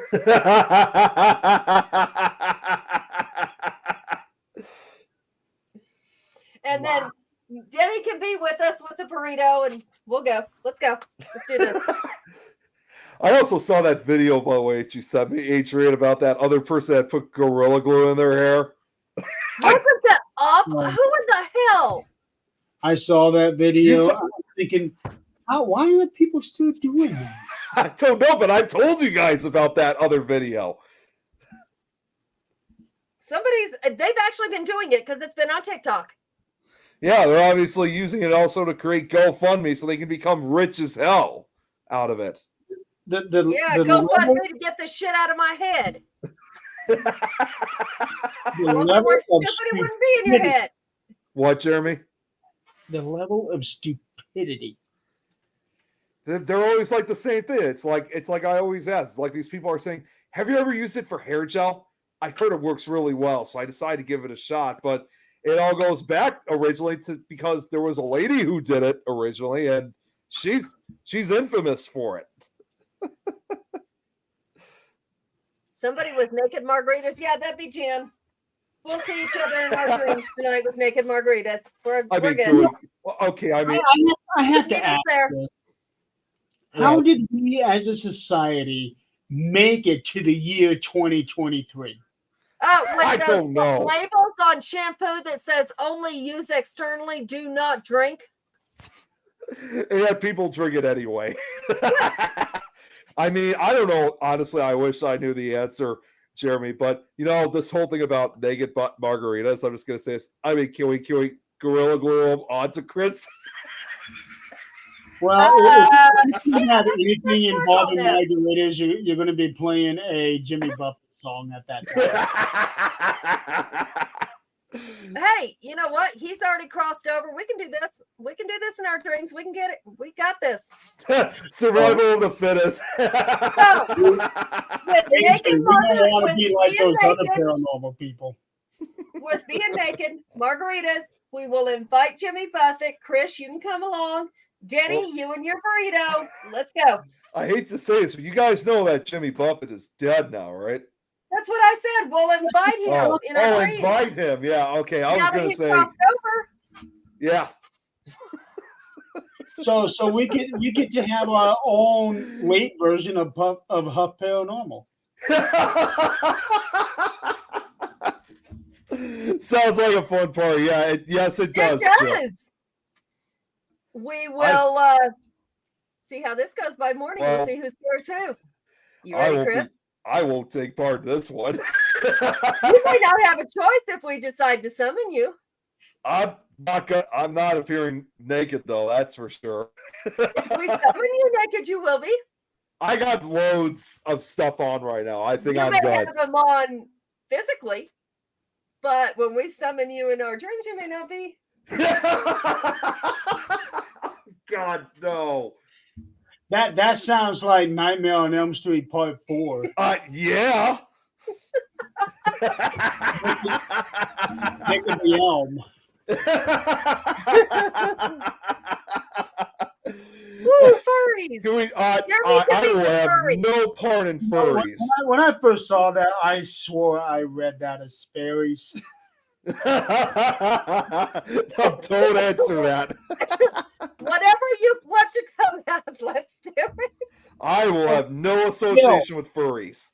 Jill, please tell me you got my text. It talks about what? About Oh, furries? he wants to be furries with you tonight, apparently. So anyway, So if anybody has any strange dreams tomorrow, it's because of us. Sorry. actually, I've been having some strange dreams off and on. Really weird. Uh-huh. No, It's Jill, about videos. Get your text. Oh my god. Damn it, woman. Okay, you two play furries. She did get We'll it. drag you in our dreams later. Let's say goodnight.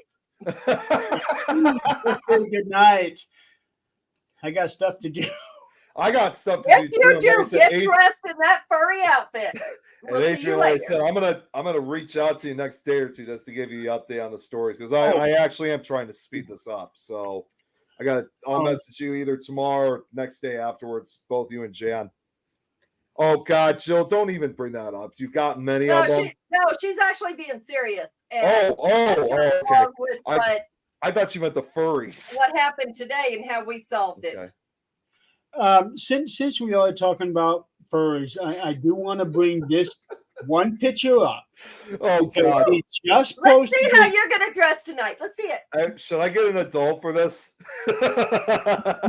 he just posted this today, and this is something that we had actually been talking about. It's Coy. His name is Coy. He's one of the guys that's been helping put together the Corey. convention. Yeah. And He's a well, furry. no, I'm gonna ask you, instead of telling you what it is, I'm just gonna ask you a question. If he should have a giant Coke bottle with him. A Coke bottle. Ah, that's Oh terrifying. my God, Zach would love that outfit. Hold on. Oh man. So for about the past week or so, he's been saying that he was gonna. Yeah, he There you go. was gonna get something like this, and I said, Coy, if you're gonna do this, you have got to have yourself one of them giant Coke bottles. Oh, Yeah, Zach would now love I that. get it. The polar bear one. I know exactly. Okay, yeah, it's the polar bear Coca-Cola ones. Yeah. Yeah, so he got the outfit, but he doesn't know anybody that's got like a 2 or 3 foot Coke bottle. No, they come in this size. So he may try something, but he might be wearing a pair of Unity, And but then- I doubt it because he said that in the 10 minutes that he was wearing that just enough to take this picture. He said that it was hot as hell. Just like my hoodies. we go. See, Polar we'll do bear. this. Oh, used to collect the ads, Cokes, because of the polar bears. Yeah, and then ones like this. Here, hold on. There you go. I don't know what Coke has to do with polar bear. I really don't, but It's something they have been doing for 20 years. No, even more. I remember the polar bear commercials, even from the late 90s. So about 25, 30 years. I see you got the Adonis shirt on right now. Adrian, I didn't even notice that. You know, I was wondering why she was wearing the Fear Fest shirt, but I didn't want to say anything. Now that I see that, of course. Yeah, but those commercials, those have been going on for like 25, almost 30 years now. It's been a long time. I'm honestly surprised and amazed that they're kind of bringing that. They haven't done it frequently, but they've been bringing them. They kind of been making a comeback. As well, obviously they make a comeback because they're more associated with the holiday Christmas season. So we'll probably see them again Well, later. every year. They They had a few. never went away. Well, no, it's just that they don't really. I've never seen them throughout the year except for like during the holiday Christmas season. Looks like Seth Rollins. Actually, in that picture, I do. Yeah. really? Here, wait. We gotta turn a little bit to the left. Nope, to the right. Excuse me. I'm sorry. There we go. I actually do look like Seth Rollins. So. You kind of do. Do you even know who Seth Rollins is? No. No, I didn't say I was going to say no. I know of Seth Rollins. It's just that it's been a very long time since I've heard anything about him. I don't know who he is. Just looking up. That's what I'm doing. I'm Seth trying to. Rollins, WWE. Oh Lord! Yeah. No wonder I don't know. Yeah, he's an. I knew already he was a professional wrestler. He is currently the world heavyweight champion. Okay, so now that I didn't know anything about. Yeah,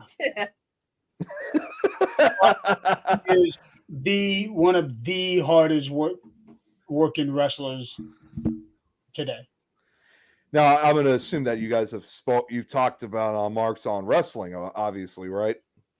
Yeah, we actually did talk about Seth Rollins and Al Perez.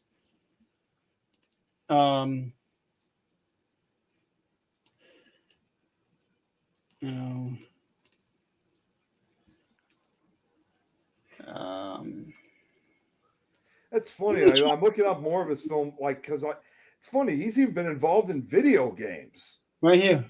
Yeah. This is Seth Rollins. Yeah. Well, I know what he looks like. I know exactly who that is. So Jeremy's face is on the shirt is like a must-have. It's great though. the thing is, it was just supposed to be a joke. Yeah.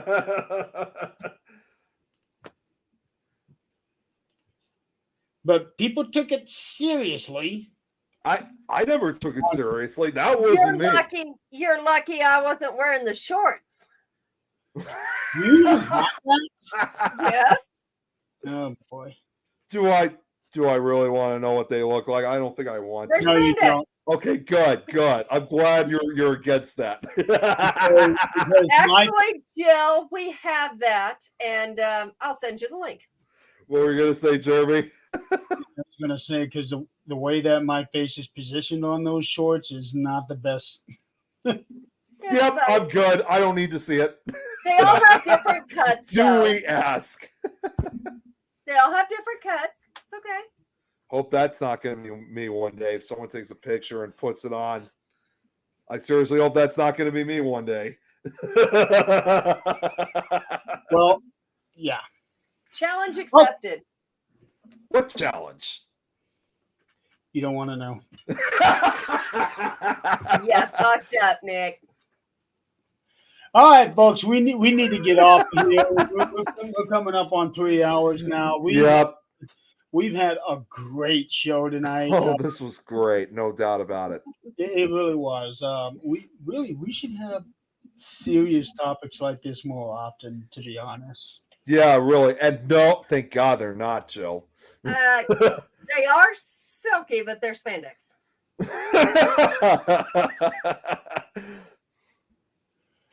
I'll send you a picture, Jill.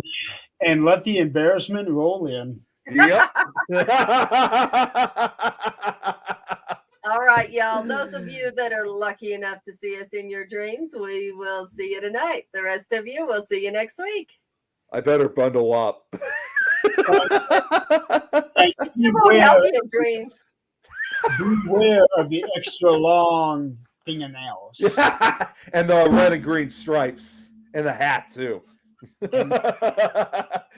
All right, everybody. Thank you for playing along tonight. It's been a great show. Next week, we're going to have Denny on the show, so that's going to be a lot of fun. And Denny, if you're still around, I'm going to go looking through your profile and steal a picture so I can make a. I'll find you one.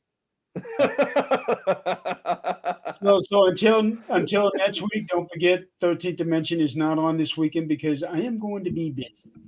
Yep. So, but I will be back on Sunday with Donald for Marks on Wrestling. So looking forward to that. I'm so glad to have that show back on. Yes. So until next week, have a good night. Enjoy your Good night, y'all. Everybody.